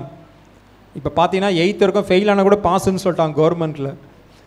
ஆனால் பப்ளிக் எக்ஸாம் வரும்போது என்ன ஆகிடுது, பயம் வர ஆரம்பிக்குது. இன்டர்வியூக்கு போனால் ஒரு பயம் வர ஆரம்பிக்குது. காரணம் இதில் நான் பாஸ் ஆகிடுவேனா, ஃபெயில் ஆகிடுவேனா, இதில் என்ன எடுப்பாங்களா எடுக்க மாட்டாலும் ஒரு பயம் இருக்கிறது பிரியமானவர்களே. அப்போ தேவன் சொல்கிறாரு, இந்த காரியத்துக்கே நீ பயப்படுறியே, ஆனால் என்னை சந்திப்பதற்கு உனக்கு என்ன இல்லை, பயம் இல்லையே, ஆயத்தம் இல்லையே என்று சொல்லி ஆண்டவர் துக்கப்படுகிறார். அப்போ தேவ பிள்ளைகள் தேவனை சந்திப்பதற்கு நீங்கள் ஆயத்தப்படுவதற்கு தேவ பயம் தேவ பிள்ளைகளுக்குள் இருக்க வேண்டும். மறுபடியும் சொல்கிறேன், எல்லாரும் கர்த்தரை சந்திச்சிட முடியாது, எல்லாரும் இயேசுக்குள்ளே போயிட முடியாது. ஆயத்தமாக்கப்பட்டவள் தான் பிரியமானவளே. அப்போ தேவன் இன்றைக்கு இந்த சபைக்கு சொல்ல காரியம், நீங்கள் ஆயத்தமாக்கப்பட வேண்டும். நீங்கள் எப்படி ஆயத்தமாக்க வேண்டும் என்றால், தேவன் சில காரியத்தை விருப்பப்படுகிறார். உனக்கு நான் ரட்சிப்பை கொடுத்துட்டேன், நீ பரிசுத்தவனா மாற்றிட்ட, மனவாட்டியாக தேவன் மாற்றிட்டாரு. இன்றைக்கு ஆண்டவர் சொல்கிற ஆயத்தப்படுவது, இந்த பூமியில் வாழ்கிற நாட்கள் வரை நாம் எப்படி வாழ வேண்டும் என்று சில காரியத்தை தேவன் நமக்கு வெளிப்படுத்தியிருக்கிறார். அப்போது மனவாட்டி எப்படி இருக்க வேண்டும் என்றால், 1 தெசலோனிக்கேயர் இந்த புஸ்தகம் 4ஆம் அதிகாரம் 3ஆம் வசனம். 1 தெசலோனிக்கேயர் 4ஆம் அதிகாரம் 3ஆம் வசனம். நீங்கள் பரிசுத்தமுள்ளாக வேண்டும் என்பதே தேவனுடைய சித்தமாய் இருக்கிறது. அந்தபடியே நீங்கள் வேசி மார்க்கத்துக்கு விலகி இருந்து தேவனை அறியாத அஞ்ஞானி போல மோக இச்சைக்கு உட்படாமல் உங்களில் அவனவன் தன் தன் சரீர பாண்டத்தை பரிசுத்தமாயும் கனமாயும் ஆண்டு கொள்ளும்படி அறிந்து தேவன் நம்மை அசுத்தத்திற்கு அல்ல பரிசுத்தத்திற்கே அழைத்திருக்கிறார். மனவாட்டி எப்படிப்பட்டவளாக இருக்கணும்னு பார்த்தீங்கன்னா, மனவாளை நம்மளை கொண்டு போவதற்கு நாம் முதலாவது எப்படிப்பட்டவளாக இருக்க வேண்டும், பரிசுத்தராக இருக்க வேண்டும். காரணம் வேதம் சொல்ற 1 பேதுரு புத்தகத்தில் 1ஆம் அதிகாரம் 14-15 சொல்லப்பட்டிருக்குது, நீங்கள் முன்னே உங்களை அறியாமனாலே கொண்டு இந்த இச்சையின்படி நீ நடவாமலும் கீழ்ப்படி பிள்ளைகளாக இருந்து உங்களை அழைத்தவர் பரிசுத்தராக இருக்கிறது போல நீங்களும் உங்கள் நடக்க எல்லாவற்றிலும் பரிசுத்தராக இருங்கள், நான் பரிசுத்தர் ஆகையால் நீங்கள் பரிசுத்தராக இருங்கள் என்று எழுதப்பட்டிருக்கிறது. அப்போ தேவன் சொல்கிற காரியம், மனவாட்டியாக கர்த்தர் உங்களை மாற்றிட்டாரு. அந்த மனவாட்டியாக அவர் நீங்கள் இந்த பூமியில் வாழ்ந்து கொண்டு இருக்கிறீங்க. நீங்கள் பூமியில் வாழ்கிற ஒவ்வொரு நாட்களும் உங்கள் பரிசுத்தத்தை என்ன செய்ய வேண்டும், நீங்கள் காத்து கொள்ள வேண்டும். இன்னைக்கு பெரிய பிரச்சனை என்னன்னு பார்த்தீங்கன்னா, பரிசுத்தமாய் வாழ்வதே மிகவும் கடினமாக இருக்கிறது. காரணம், டிவியில் பார்த்தா ஒரு அசுத்தம் வர ஆரம்பிச்சிடுது, ஃபோன்ஸில் பார்த்தா தவறான காரியம் வர ஆரம்பிச்சிடுது, வெளியில் போனால் தவறான காரியம். ஸோ நம்ம பரிசுத்தத்தை காத்துக்கொள்வதே இன்றைக்கி ஒரு பெரிய சேலஞ்சாக இருக்கிறது. ஆனால் என்ன நிச்சயமாக சொல்ல முடியும், இயேசு கிறிஸ்துவின் ரத்தம் உங்கள் மேலே இருக்குமானால், இயேசு கிறிஸ்துவின் ரத்தத்தால் ஒவ்வொரு நாள் நீங்கள் ஜெபிச்சுட்டு இயேசுவின் ரத்தத்தால் கழுவப்படும் போது நிச்சயமாக என்னால் சொல்ல முடியும், எந்த பாவம் உங்களை ஜெயிக்க முடியாது. பாவத்துக்கு வல்லமை இல்லை, இயேசு கிறிஸ்துவ ரத்தத்துக்கு வல்லமை உண்டு. அந்த பாவம் உங்கள் வாழ்க்கையில் வந்து கொண்டு தான் இருக்கும், அது வல்லமை இழுத்து கொண்டு தான் இருக்கணும். அதை காட்டிலும் மேலான வல்லமை என்னன்னு பார்த்தீங்கன்னா இயேசு கிறிஸ்துவின் ரத்தம். பிரியமானவளே, எத்தனை பேர் ஆமென்றீங்க? அப்போ தேவ பிள்ளைகள் மனவாட்டியாக நீங்கள் ஆயத்தப்பட வேண்டும் என்றால் ஒவ்வொரு நாளும் இயேசு கிறிஸ்து ரத்தத்தால் நீங்கள் கழுவப்பட வேண்டும். மாத்தமல்ல, வெளிப்படுத்தின விசேஷம் ஆண்டவர் சொல்லாரு, பரிசுத்தமுள்ளவன் இன்னும் பரிசுத்தமாகட்டும் என்று சொல்லி எழுதப்பட்டிருக்கிறது. 22ஆம் அதிகாரம் 11ஆம் வசனம் எழுதப்பட்டிருக்கிறது, நீதி உள்ளவன் இன்னும் நீதி செய்யட்டும், பரிசுத்தமுள்ளவன் இன்னும் பரிசுத்தமாகட்டும், இதோ சீக்கிரமாய் வருகிறேன், அவனுடைய கிரியின்படி அவனுக்கு நான் அளிக்கும் பலன் என்னோடு கூட வருகிறது. மறுபடியும் அன்பாய் வேண்டிக்கொள்ள காரியம், தேவ பிள்ளைகள், வாலிப பிள்ளைங்க, சிறு பிள்ளைகள், முதியோர்கள், தயவு செய்து உங்கள் பரிசுத்தத்தை என்ன பண்ணக்கூடாது, இழந்து விடக்கூடாது. காரணம் வேதம் சொல்லி 1 யோவான் 1:7, இயேசுவின் ரத்தத்தால் தான் நீங்களா என்ன பண்ணோம், நம் பாவங்கள் எல்லாம் மன்னிக்கப்பட்டு அவர் ரத்தத்தால் சுத்திகரிக்கப்பட்டு கழுவப்பட்டு ஒரு மனவாட்டியாக தேவன் நம்மளை வைத்திருக்கிறாரு. தேவ பிள்ளைகள் இந்த பூமிக்குரிய காரியங்களுக்காக, இம்மைகளுக்காக, இச்சைகளுக்காக, லௌகிய காரியங்களுக்காக நீங்கள் மறுபடியும் அந்த பாவத்தை நீங்கள் செய்வீர்களானால் தேவனுடைய வருகையிலே கர்த்தர் உங்களை மனவாட்டியாக மாற்றினார். ஆனால் நீங்கள் மனவாட்டி போல உங்கள் வாழ்க்கை இல்லாவிட்டால் வாழ்க்கை கைவிடப்படுகிற நிலைமையாக இருக்கும். ஒருவேளை மணவாளன் வர தாமதமாக இருந்தாலும் நாம் இந்த பூமியில் கண்களை மூடுவோம்னால் நாம் அந்த சீயோனுக்குள்ளே பிரவேசிக்க முடியாது. தேவ பிள்ளைகள் இந்த விஷயத்தில் ரொம்ப ஜாக்கிரதையாக இருக்க வேண்டும். ஏன்னா வேதம் சொல்ல எபிரேயர் 12:14, பரிசுத்தம் இல்லாமல் தேவனை ஒருவனும் தரிசிக்க முடியாது. இன்றைக்கி நிறைய பேர் சொல்லப்போனால் ஊழிய செயலில் நிறைய பேர் இந்த பாவத்தில் இருளின் அதிகாரத்தில் இருக்கிறாங்க. விசுவாசி என்று சொல்லி சபையில் எத்தனையோ பேர் பாவத்துக்கு அடிமையாக இருக்கிறாங்க. நம்ம வெளியில் பார்க்கும்போது நமக்கு தெரியல. மனுஷன் முகத்தை பார்ப்பான், கர்த்தர் இருதயத்தை பார்க்கிறவர். எபிரியர் 4:13 சொல்லுது, அவருக்கு பார்வைக்கு மறைவானதே ஒன்றுமே இல்லையா. நீங்கள் சந்தரங்கத்தில் என்னென்னலாம் செய்தீங்களோ அது தேவன் பார்த்து கொண்டிருக்கார். பிரியமானவர்களே, எத்தனை பேர் அதை நம்புறீங்க? நீங்கள் நினைக்காதீங்க நான் செய்கிறது யாருமே பார்க்கல, நான் செய்கிற இந்த பாவத்தை நான் பாஸ்டருக்கு தெரியாது, யாருக்குமே தெரியாது நினைக்காங்க. யார் கண்களை நான் மறைக்க முடியும்? இயேசு கிறிஸ்துவின் கண்களை மறைக்க முடியாது. அவர் ஒவ்வொரு செகண்டும் நம்மளை வாட்ச் பண்ணி கொண்டிருக்கிறார். வேதம் சொல்லுது, இஸ்ரவேலை காக்கிறவர் உறங்குவதில்லை, தூங்குவதில்லை. அதனால் தயவு செய்து மனவாட்டிகளே, அதான் மனவாட்டின்னா ஆண்டவர் 2 பேரும் சொல்கிறாரு, ஆண்களையும் சொல்கிறாரு, பெண்களையும் சொல்கிறாரு. ஏன்னா பரலோகத்தில் ஆண் ஒன்று பெண் ஒன்றும் இல்லை, அவர் எல்லாமே சமம். சகோதர சகோதரிகளே, மனவாட்டியாக நீங்கள் அந்தரங்க பாவத்தில் இருப்பீர்கள். இன்றைக்கு மனம் திரும்பி இயேசு எடுத்து உங்கள் வாழ்க்கையை ஒப்பு கொடுங்க. காரணம், இந்த பூமியில் இருக்கும் வரை தான் உங்களுக்கு ரட்சிப்புலேருந்து தேவன் கொடுக்க முடியும். பூமியில் இருக்கும் வரை தான் உங்கள் பாவங்கள் மன்னிக்கப்படும். நீங்கள் பாவத்தோடு மறிப்பீர்கள், நேராக நரகத்து தான் நம்ம போவோம். பிரியமானவர்களே, அதனால் தயவுசெய்து இந்த சபையில் ஒரு ஆத்துமா கூட கெட்டு போகக்கூடாது. சபையில் ஒரு ஆத்துமா கைவிட நிலைமை இருக்கக்கூடாது. சபை ஒரு ஆத்துமா கூட இழந்து போய் விடக்கூடாது. அதுதான் இந்த சபையை நோக்கமே. அதுதாங்க பிரியமானவர்களே.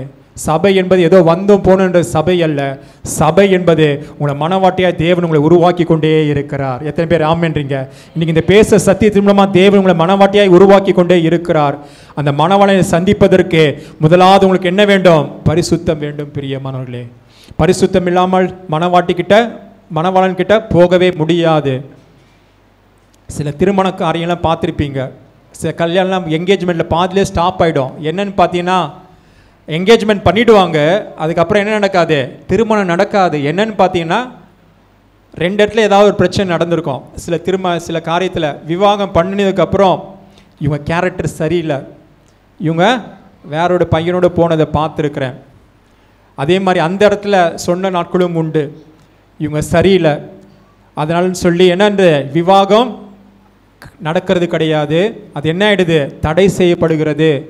அதே போல் நம்ம வாழ்க்கையிலே சரியில்லாவிட்டால் நாம் என்ன செய்ய முடியாது? நித்திய ராஜ்யத்துக்குள்ளே பிரவேசிக்க முடியாது. பிரியமானவர்களே, அது என்ன செய்தோம்? தடைப்பட்டு விடும். இயேசு உங்களை விவாகம் பண்ணியிருக்கிறாரு, மனவாட்டியாக மாற்றிட்டார், சந்தோஷம்தான். ஆனால் அந்த திருமணத்துக்கு நாங்கள் போகிறோம், அந்த கல்யாண விருந்துக்கு நம்ம போகிறோம்.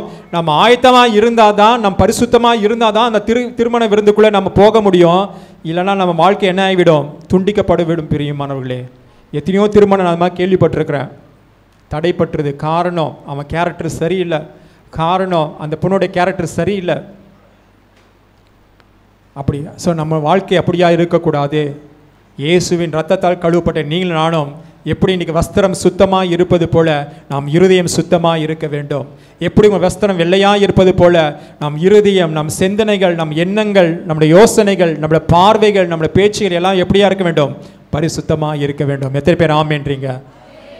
அப்போது அந்த மணவாளனை சந்திப்பதற்கு முதலாவது தேவன் விரும்புகிற காரியம், நீங்கள் பரிசுத்தமாய் ஆக்கப்பட வேண்டும். ஒவ்வொரு நிமிஷமும் கர்த்தர் நம்மளை உற்று நோக்கி கொண்டு இருக்கிறார். நான் 2009 ஒரு இடத்துல ஜெபிக்கும்படியாக கூப்பிட்டுருந்தாங்க. அப்போ நான் ஜெபம் பண்ணிட்டு நான் ரிட்டர்ன் ஆகி மீனம் பக்கத்துலேருந்து நான் வரும்போது நானும் என் 2 சகோதரர்களும் ட்ரெயினில் ட்ராவல் பண்ணோம். தாம்பரம் ட்ரெயினில் வந்துட்டு இருக்கிறோம். அப்போ வரும்போது அது முன்னாடி என் நண்பர் தான் எனக்கு டிக்கெட் எடுத்து கொடுத்தாரு. டிக்கெட் எடுத்து கொடுக்கும்போது நான் போகலான்னு பார்த்தேன். இல்லைண்ணா நீங்கள் இருங்க பிரதர், நான் எடுத்துருவேன்னு சொல்லி டிக்கெட் எடுத்துன்னு என் கையில் கொடுத்துட்டாரு. அந்த டிக்கெட்டை நான் வாங்கி அப்படியே பேக்கெட்டில் வச்சுட்டு நான் ட்ராவல் பண்ணிகிட்டு இருக்கிறேன். எங்கே பீச் ஸ்டேஷனில் நான் இறங்கணும், ட்ராவல் பண்ணேன். அந்த சகோதரர் கிண்டியில் இறங்கணும். அந்த டிக்கெட் வாங்கி கொடுத்தது அவர் தான். அவர் என்ன பண்ணிட்டாரு? கிண்டியில் இறங்கிட்டார். நான் ட்ராவல் பண்ணிட்டு வந்துகிட்டே இருக்கிறேன்.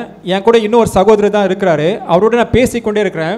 சில காரியத்தை குறித்து பேசிக்கொண்டே இருக்கும்போது திடீர்னு பரிசுத்த ஆவியானவர் என் உள்ளத்துலேருந்து பேசுகிறாரு, நீ வர ஸ்டேஷனில் இறங்குன்றாரு. நான் சேட்பட்டிலேருந்து எக்மோருக்கு வந்துட்டு இருக்கிறேன். எக்மோர் வந்ததுக்கப்புறம் நான் இறங்கலை.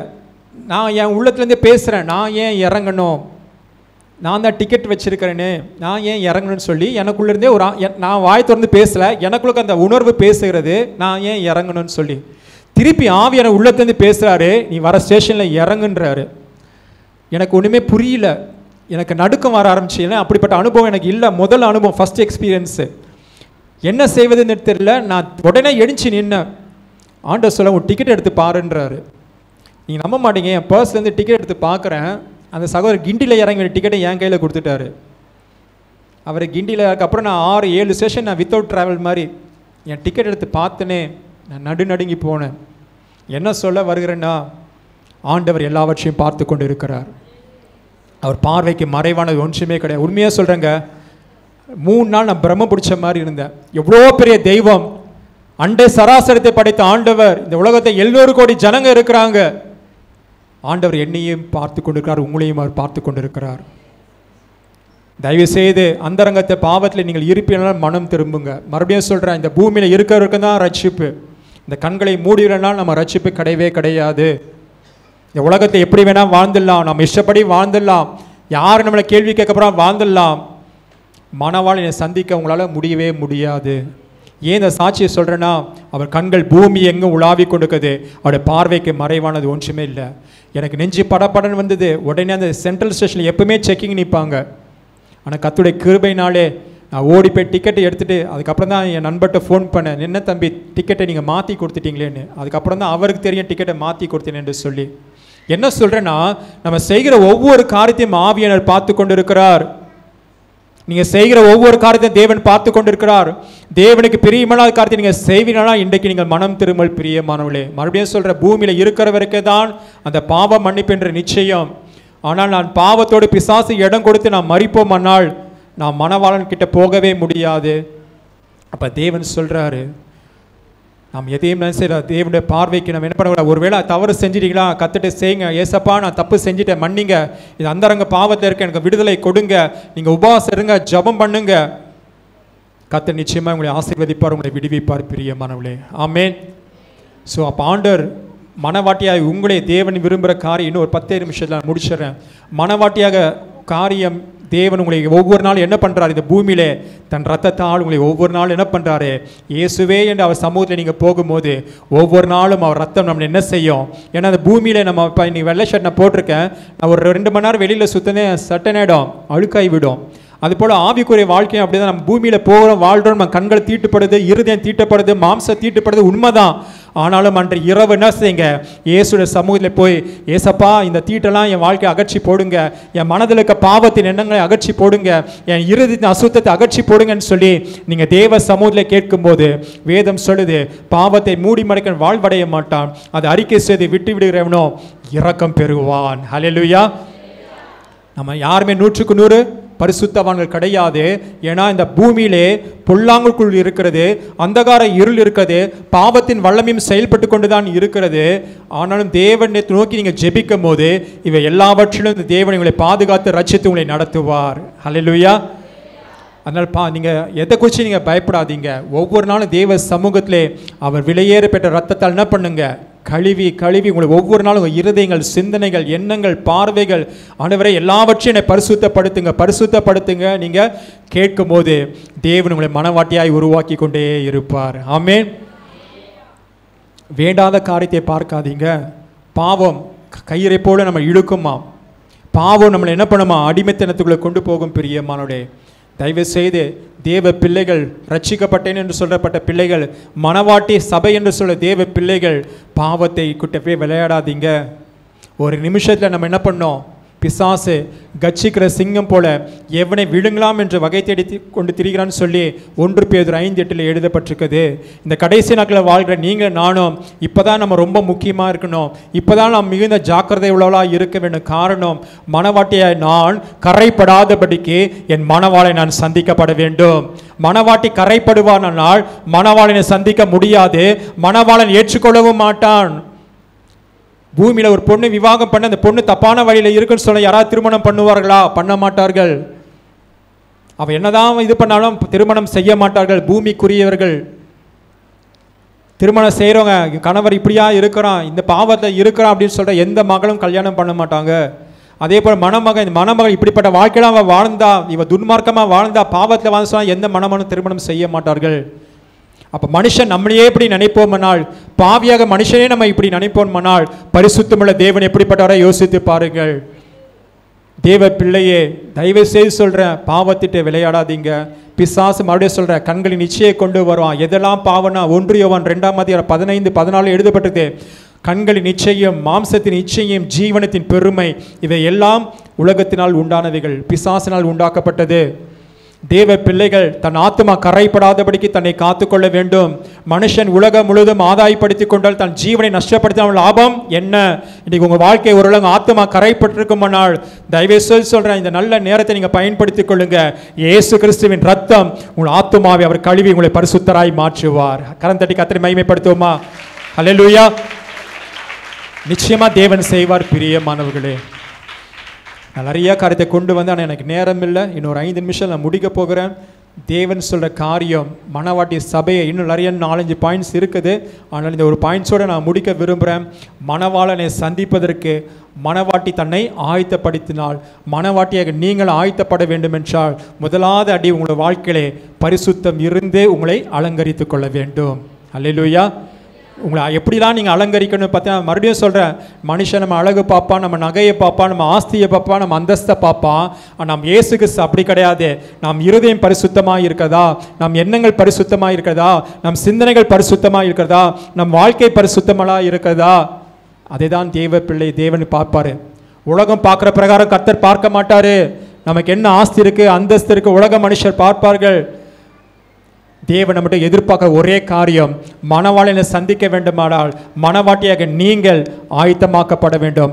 அந்த ஆயத்தம் ஒவ்வொரு நாளும் பரிசுத்தத்தின் மேல் பரிசுத்தம் அடையும் போது, இன்னும் பரிசுத்தத்தின் மேல் பரிசுத்தம் அடையும் போது நிச்சயமாய் சொல்ல முடியும், மணவாளனை சந்திக்க முடியும். ஹல்லேலூயா.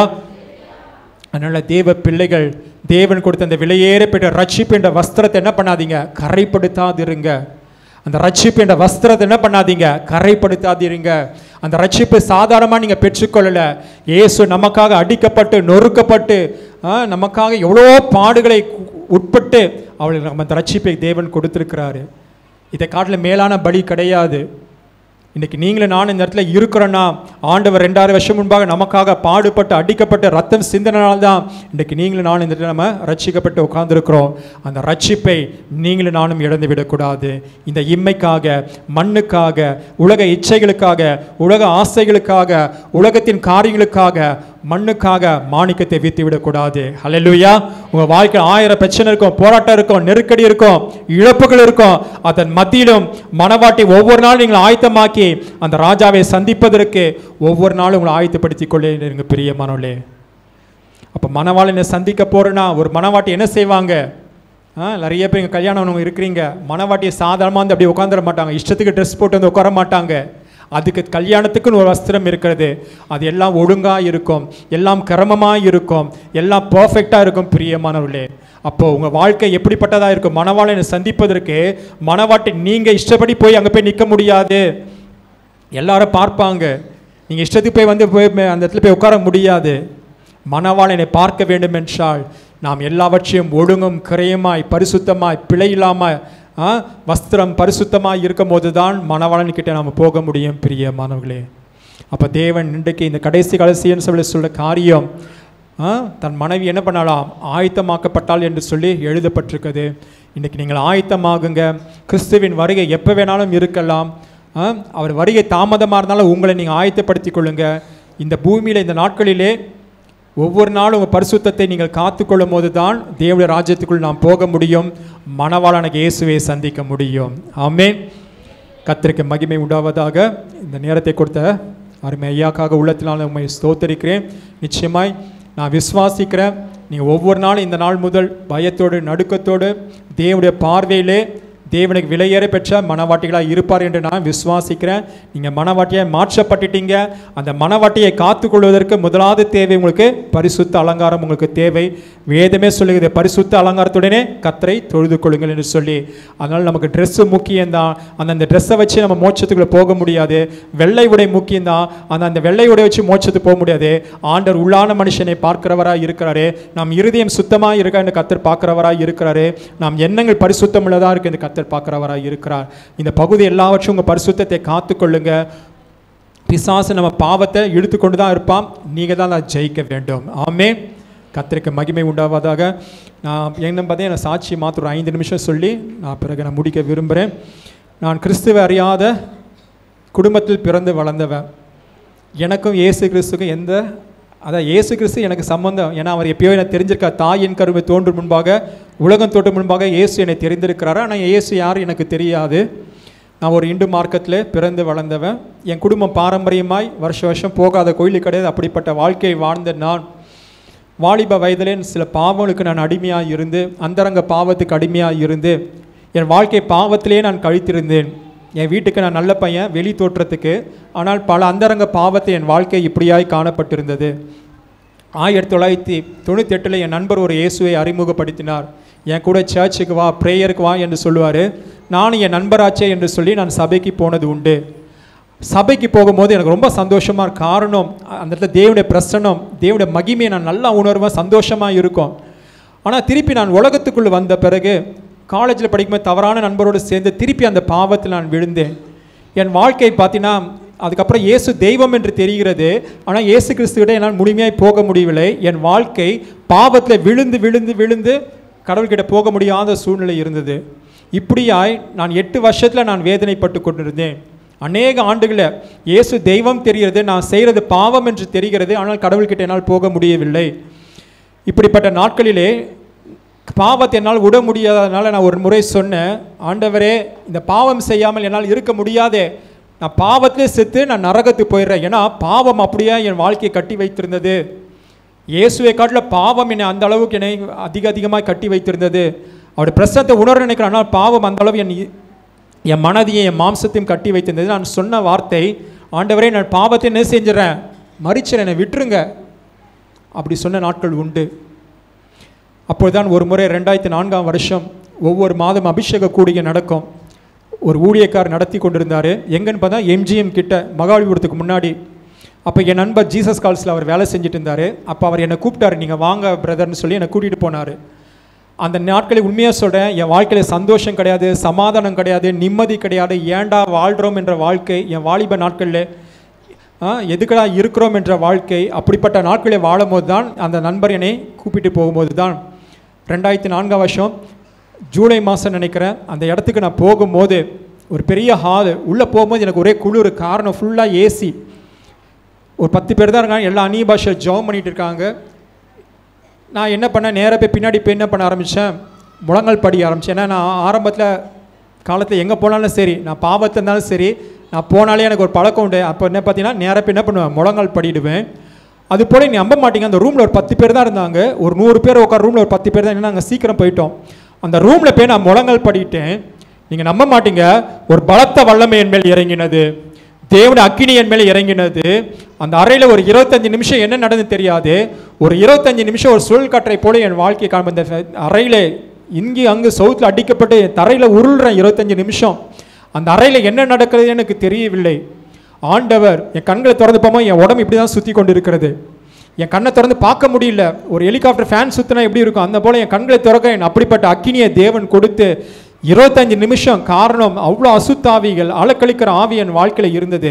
ஆனால் ஆண்டோட மகாபெரிய கிருபையினாலே 2004 ஆண்டு கர்த்தரை தேடி வந்து தம்முடைய அக்னி அபிஷேகத்தை கொடுத்து அந்த இருளின் அதிகாரத்தை தேவன் விடுதலை கொடுத்தார்.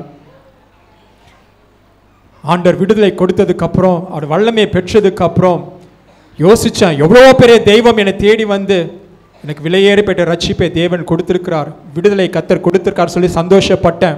நீங்கள் நம்ப மாட்டீங்க, நான் வீட்டுக்கு வரும்போது ஒரு குடிகாரம் போல நான் வந்தேன். என்னால் நிற்க முடியவில்லை, வண்டியில் உட்கார முடியல, கீழே விழறேன். ஒரு குடிகாரனை போல நான் வீட்டிலே வந்தேன் பிரியமானே. காரணம் அப்படிப்பட்ட பலத்த அபிஷேகம் தேவன் அன்றைக்கு என் மேல் பொழிந்தருளி 15 ஆண்டிலே பாவத்தில் இந்த கட்டில் இந்த தேவன் விடுதலை கொடுத்தார். கர்த்தர் கரம் தட்டி மகிமைப்படுத்துவோமா? 1 வருஷம் 2 வருஷம் இல்லை, பாவத்தை நான் மறிக்கன்னு சொன்ன என்னை இயேசு தேடி வந்து அந்த பாவத்தில் தேவன் விடுதலை கொடுத்து அவர் எப்படிப்பட்ட வல்லமையில தேவன் என்று சொல்லி என் கண்களாலே பார்க்க வைத்தார். உண்மையாக சொல்கிறேன், அன்னைக்கு மாத்திரம் ஆண்டவராக இயேசு என் வாழ்க்கையிலே வந்திருக்கார் விட்டால், அபிஷேகம் பெறாவிட்டால் நான் எப்போதும் மறித்து நான் நரகத்துக்கு போயிருப்பேன் பிரியமாலே.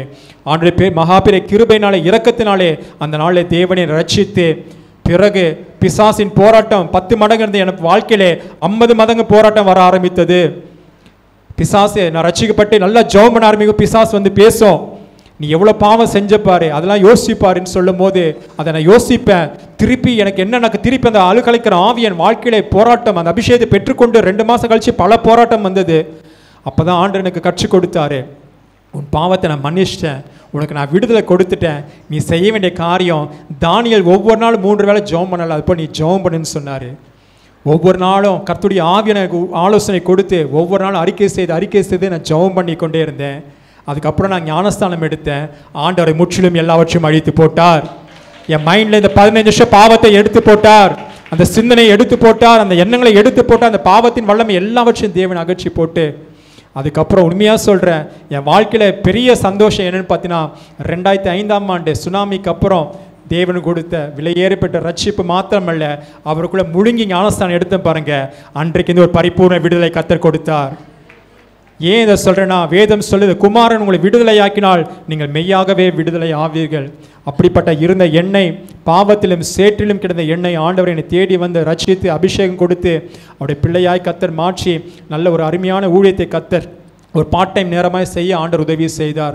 கணக்கற்ற ஜனங்களுக்கு, விசேஷமாக இயேசு கிறிஸ்துவை அறியாத ஜனங்களுக்கு இயேசுவின் அன்பை சொல்லும்படியாக இயேசு அழைக்கிறார்ல, அந்த கவுன்சிலிங்கில் தேவனை நியமித்தார். ஸோ நான் ஒரு பக்கம் பிஸ்னஸ் செய்து கொண்டிருக்கேன், தேவனுடைய பணியை நான் செய்து கொண்டிருக்கிறேன். நான் என்னுடைய ஃபோக்கஸ் அதிகமாக யாருன்னு பார்த்தீங்கன்னா, ரட்சிக்கப்படாத ஜனங்களுக்கு இயேசுவை பற்றி சொல்லும்படியாக. அப்போ தேவன் என் குடும்பத்தில் அடியனை தெரிந்து கொண்டு அபிஷேகித்து ஒரு ஊழியக்காரனாக தேவன் வைத்திருக்கிறார். எனக்கு வியாதி இருந்துச்சு, வீசிங் வியாதி இருந்தது, தேவன் எனக்கு விடுதலை கொடுத்தார், பாவத்திலிருந்து விடுதலை கொடுத்தார். என் வாழ்க்கையில் சாபம் இருந்த, கையில் ஒரு 10 ரூபாய் கூட இருக்காது, பஸ்ஸுக்கு போக காசு கூட இருக்காது, அப்படிப்பட்ட சூழ்நிலை இருந்த எண்ணெய் ஆண்டவர் இன்றைக்கி அளவில்லாமல் தேவன் ஆசீர்வதித்திருக்கிறார். அப்போது தேவன் கொடுத்த நன்மைகள் ஏராளம் ஏராளம் ஏராளம் பிரியவானே. வித்தின நான் நினச்சே பார்க்கல, என் வாழ்க்கையை ஆண்டவர் அபிஷேகத்தை கொடுத்து ரட்சிப்பை கொடுத்து சீக்கிரமாக ஒரு ஊழியத்தை கர்த்தர் கொடுத்து அநேக இயேசுவை பற்றி சொல்கிற ஸ்லாக்கியத்தை தேவன் கொடுத்துருக்கிறார் பிரியமானவர்களே. ஸோ என்ன சொல்லுறேன்னா, தேவனால் கூடாத காரியம் ஒன்றும் இல்லை. இன்றைக்கி என் ஆசை என்னென்னா, அந்த மணவாளனை சந்திப்பதற்கு இந்த உலகம் என்னை மேற்கொள்ளக்கூடாது, பாவம் என்னை மேற்கொள்ளக்கூடாது, பிசாசு எத்தனை கண்களை இச்சை வந்து என்னை மேற்கொள்ளக்கூடாது. ஆண்டவரே உண்மை சந்திக்க என்னை ஒவ்வொரு நாளும் ஆயத்தப்படுத்துங்க. என் வாழ்க்கை ஒவ்வொரு நாளும் நான் எழுந்திருக்குமோ நினைக்கிற காரியம், என் வாழ்நாள் ஒரு நாள் முடிந்து விட்டது.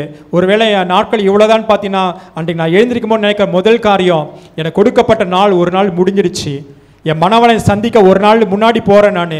அப்படி சொல்லி தான் என் வாழ்க்கையை நான் வாழ்ந்து கொண்டிருக்கிறேன். காரணம், எனக்கு தெரியும் இந்த உலகத்தை மறித்ததுக்கு அப்புறம் ஒரு உலகம் உண்டு, அதுதான் நீங்கள் நாள் வாழப்போகிற உலகம், அதுதான் நிரந்தர உலகம். பிரியமானவர்களே, தேவன் நரகத்தின் சத்தத்தை எனக்கு காட்டினார், நரகத்துடைய வேதனை சத்தத்தை எனக்கு செவினாலே நான் கேட்டிருக்கேன் பிரியமானவர்களே.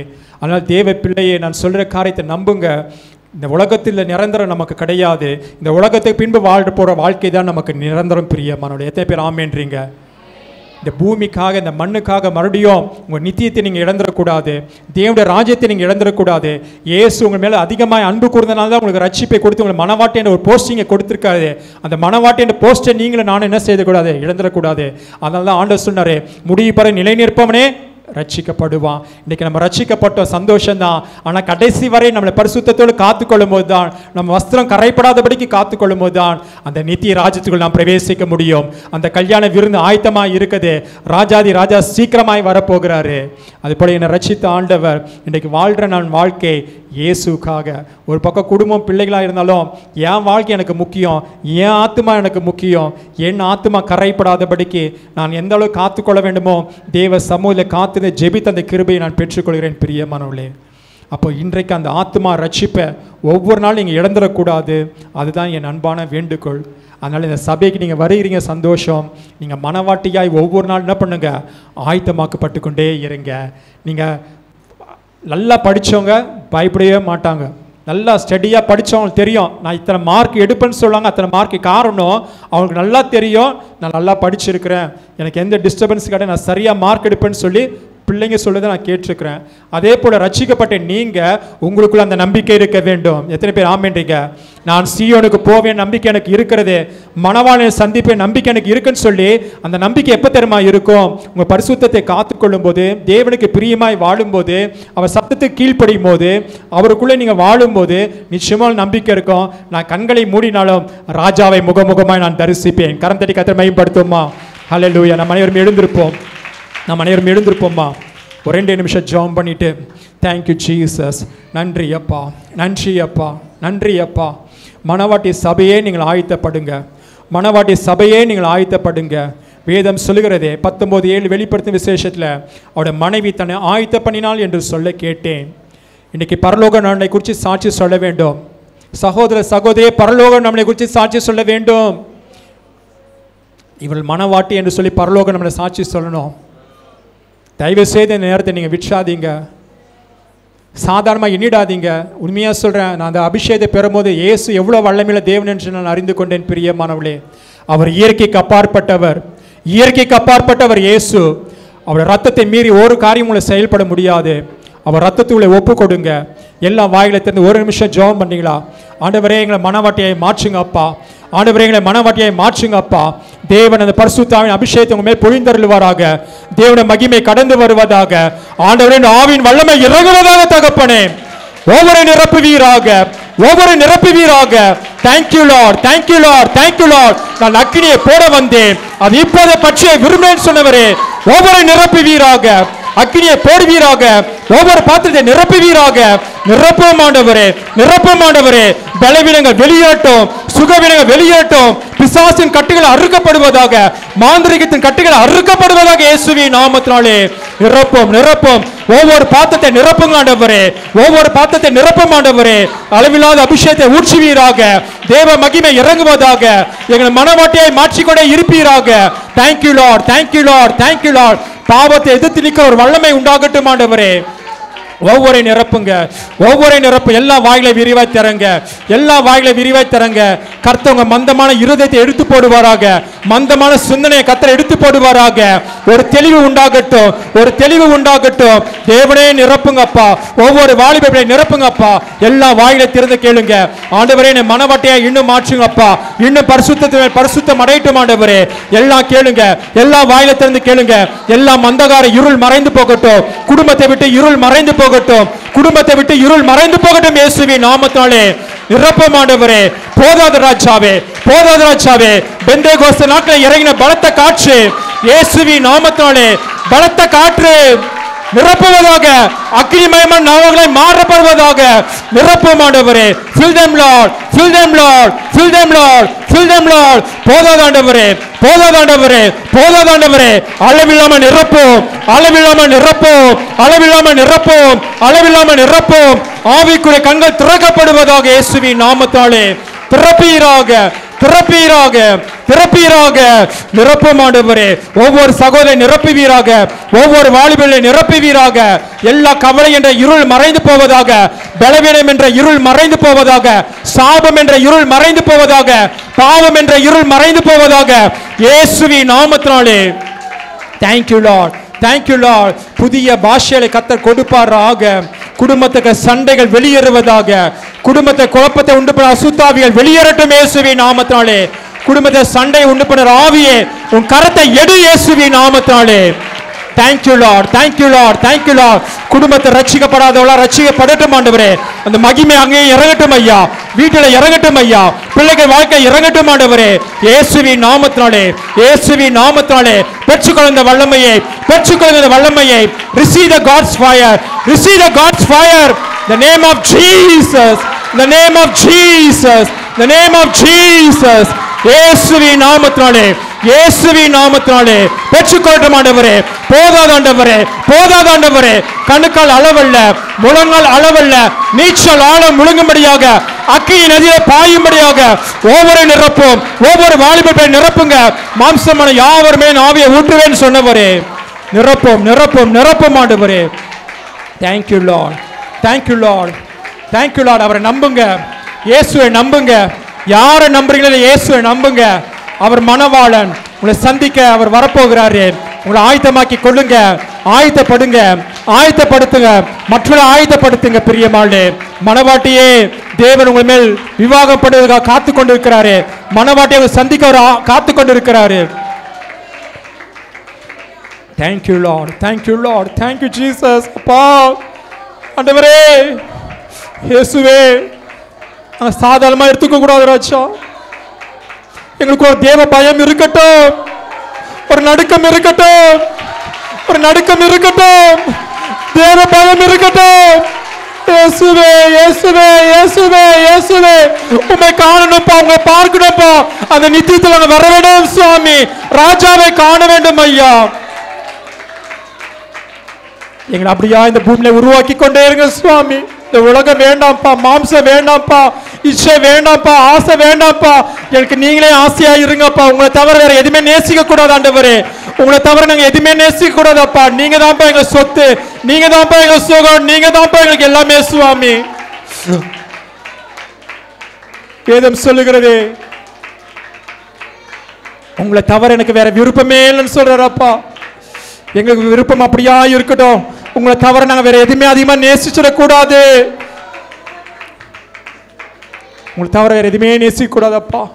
நீங்க தான் சொன்னீங்கப்பா, உன் தேவனாகிய கர்த்தரிடத்தில் உன் முழு இருதயத்தோடும் முழு ஆத்மாவோடும் முழு பலத்தோடும் அவருக்கு அன்பு கூறுவாயாக சொன்னீங்களப்பா. அப்பா, உங்க மேல் மாத்திரம் நாங்கள் அன்பு செலுத்த உதவி செய்யுங்கப்பா. உங்களை காட்டு நாங்கள் வேற எதுவுமே அதிகமா நேசிக்க கூடாதப்பா, நேசிக்க கூடாதப்பா. உலக பொருளோ உலகத்தின் வல்லமை நாங்கள் நேசிக்க கூடாது சுவாமி.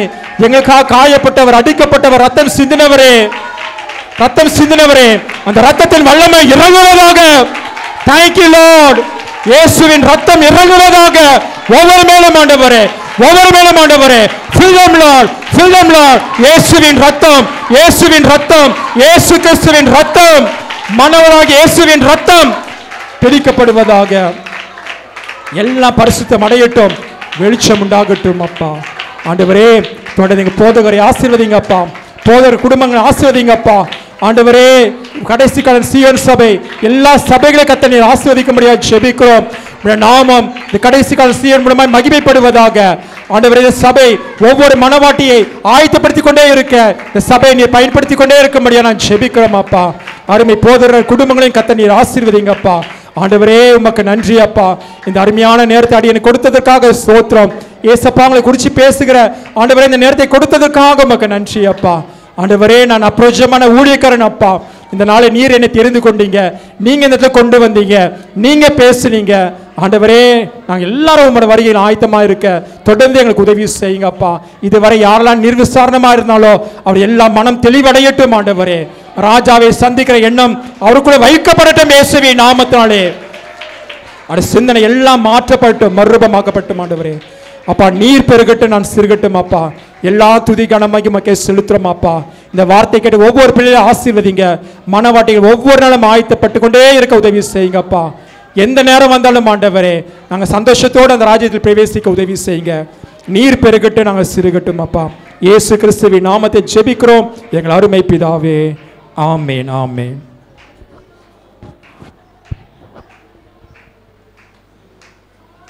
Praise the Lord. Hallelujah. கர்த்தர் பேசின நல்ல வார்த்தைகளுக்காக எல்லாரும் கைகளை தட்டி கர்த்தரை ஸ்தோத்திரம் பண்ணுவோம். Praise the Lord. Hallelujah. ஆண்டவரே, மணவாளனாகிய தேவனே இயேசுவே, நீர் வரப்போகிறீர்.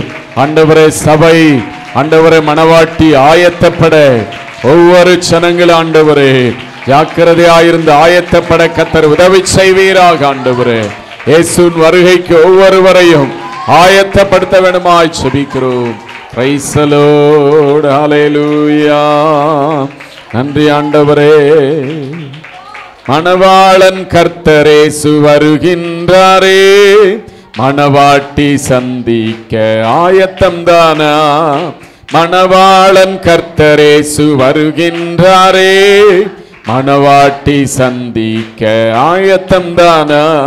என் பிரியமே நிருபமதி, எழுந்து வா உன்னை சரி சந்திக்கவே. என் பிரியமே நிருபமதி, எழுந்து வா உன்னை சரி சந்திக்கவே. மணவாளன் கர்த்தர் இயேசு வருகின்றாரே, மணவாட்டி சந்திக்க ஆயத்தம் தானா? மணவாளன் கர்த்தர் இயேசு வருகின்றாரே, மணவாட்டி சந்திக்க ஆயத்தம் தானா? குருவிகள் பாடும் ஓசை எங்கும் கேட்குதே, காட்டுப்புற சத்தம் தேசம் நிறையுதே. குருவிகள் பாடும் ஓசை எங்கும் கேட்குதே. காட்டுப்புற சத்தம் தேசம் நிறையுதே. அத்திமரம் காய் காய்க்கும் காலம் வந்ததே. அத்திமரம் காய் காய்க்கும் காலம் வந்ததே. திராட்சை செடி பூ பூத்து வாசம் பெறுகிறதே. திராட்சை செடி பூ பூத்து வாசம் பெறுகிறதே. என் பிரியமே இருபவதி எழுந்து வா உன்னை சந்திக்கவே. என் பிரியமே நீ எழுந்து வா சந்திக்கவே. மணவாளன் கர்த்தரே வருகின்றாரே. மணவாட்டி சந்திக்க ஆயத்தம்தான். மணவாளன் கர்த்தரே வருகின்றாரே. மணவாட்டி சந்திக்க ஆயத்தம்தான். ஸ்தோத்திரம். மணவாளன் கர்த்தரேசு அவர் சீக்கிரமாய் வரப்போகிறார். ஹalleluya. ஒருவரும் கெட்டு போகாமல் நித்திய ஜீவனை அடையும்படிக்கு அவர் தாமதமானாலும் அவர் சீக்கிரமாய் வரப்போகிறார். மணவாட்டிகளாகிய மணவாட்டி சபை அவரால் அவருடைய இரத்தத்தினால பாவம் மன்னிக்கப்பட்டு இந்த விலையேற பெற்ற இரத்தத்தினால மீட்கப்பட்ட தேவ பிள்ளைகளாய் மணவாட்டி சபையாயிருக்கிற ஒவ்வொருவரும் ஒவ்வொரு நாளும் அவருக்கு பரிசுத்தமாக்கப்பட்டு ஆயத்தமாய் கொண்டே இருக்கணும். ஹalleluya. பாவத்துக்கு இடம் கொடுத்து ரட்சிக்கப்பட்ட ஜனங்கள் பாவத்துக்கு இடம் கொடுத்து துணிகரமான காரியங்களுக்கு இடம் கொடுத்து நம்முடைய வழிகளை எல்லாம் பார்க்கிற தேவனுக்கு விரோதமாய் வாழும்போது ஸ்தோத்திரம் ஹalleluya ஒரு நாள் வரும். அந்த நாளிலே கைவிடப்பட்டு விடுவோம். ஹalleluya. நிலையாத நாளிலே அவர் வருவார். ஹalleluya. நிலையாத நாளிகையிலே ஒருவேளை அவருக்கு முன்பாக நாம் நிற்க வேண்டியது இருக்கும். ஹalleluya. மணவாட்டி சபையாய் ஒவ்வொருவரும் இயேசுவுக்காக நம்மை ஆயத்தப்படுத்துவோம். பரிசுத்தமாய் வாழ்வோம். உண்மையுள்ள ஒரு கிறிஸ்தவ வாழ்க்கை வாழ்கிறவர்களாய் இருக்க இந்த நாளிலே ஒப்பு கொடுங்க. ஆண்டவர் இந்த நாளிலே பேசி இருக்கிறார். ஹalleluya. தேவன் தம்முடைய ஊழியக்காரரை கொண்டு பேசின நல்ல வார்த்தைகளுக்காய் எல்லாரும் கைகளை தட்டி கர்த்தரை ஸ்தோத்திரம் பண்ணுவோம். ஆண்டவரே அப்பா நீர் வரப்போகிறீர். ஹalleluya. உம்முடைய வருகைக்கு ஆண்டவரே மணவாட்டிகளாய் நாங்கள் ஆயத்தமாய் இருக்கணும். ஆண்டவரே கர்த்தாவே ஸ்தோத்திரம். எல்லாரும் மணவாட்டிகளாய் அழைக்கப்படவில்லை. ஹalleluya. நீர் எங்களை உம்முடைய இரத்தத்தினால மீட்டு எங்களை விசேஷப்படுத்தி ஆண்டவரே எங்களை அப்பா தெரிந்து கொண்டீர். தெரிந்து கொள்ளப்பட்டதான நாங்கள் கர்த்தாவே ஒரு நாளும் வழி தவறி ஆண்டவரே ஸ்தோத்திரம் கிறிஸ்துவுக்கு ஆயத்தம் இல்லாதவர்களா இருக்க கூடாது. தேவன் உதவி செய்யுங்க. வார்த்தைகளை ஒவ்வொருடைய வாழ்க்கையிலும் நிறைவேற்றும். ஆமென். நல்ல ஆண்டவரே அருமையான இந்த நாளிலும் உடைய சமூகத்தில் நாங்கள் வந்து உம்மை ஆராதிக்க துதிக்க நன்றி செலுத்த தேவன் தந்த கிருபைகளுக்காய் ஸ்தோத்திரம். இன்றைக்கு உம்மை ஆராதித்த எல்லா ஜனங்களையும் கர்த்தர் தாமே உம்முடைய வல்லமையுள்ள கரத்தினாலே ஆசீர்வதித்து நடத்த போற தயவுக்காய் ஸ்தோத்திரம். ஆண்டவரே கர்த்தாவே ஸ்தோத்திரம். அப்பா ஸ்தோத்திரம். இந்த வாரத்திலும் புதிய வாரத்திலும் ஜனங்கள் செய்ய போற எல்லா வேலைகள் எல்லா தொழில்கள் வியாபாரங்கள் எல்லாவற்றிலும் கர்த்தர் கூட இருந்து ஆசீர்வதித்து நடத்துவீராக. ஆண்டவரே நடக்க வேண்டிய வழியில நடத்துகிற நல்ல மேய்ப்பர் ஒவ்வொரு ஜனங்களோடும் கூட இருப்பீராக. கர்த்தாவே இந்த நாளில் அருமையான உம்முடைய ஊழியக்காரரை கொண்டு வந்து தேவன் ஜனங்களுக்கு கொடுத்த நல்ல வார்த்தைகளுக்காய் ஸ்தோத்திரம்.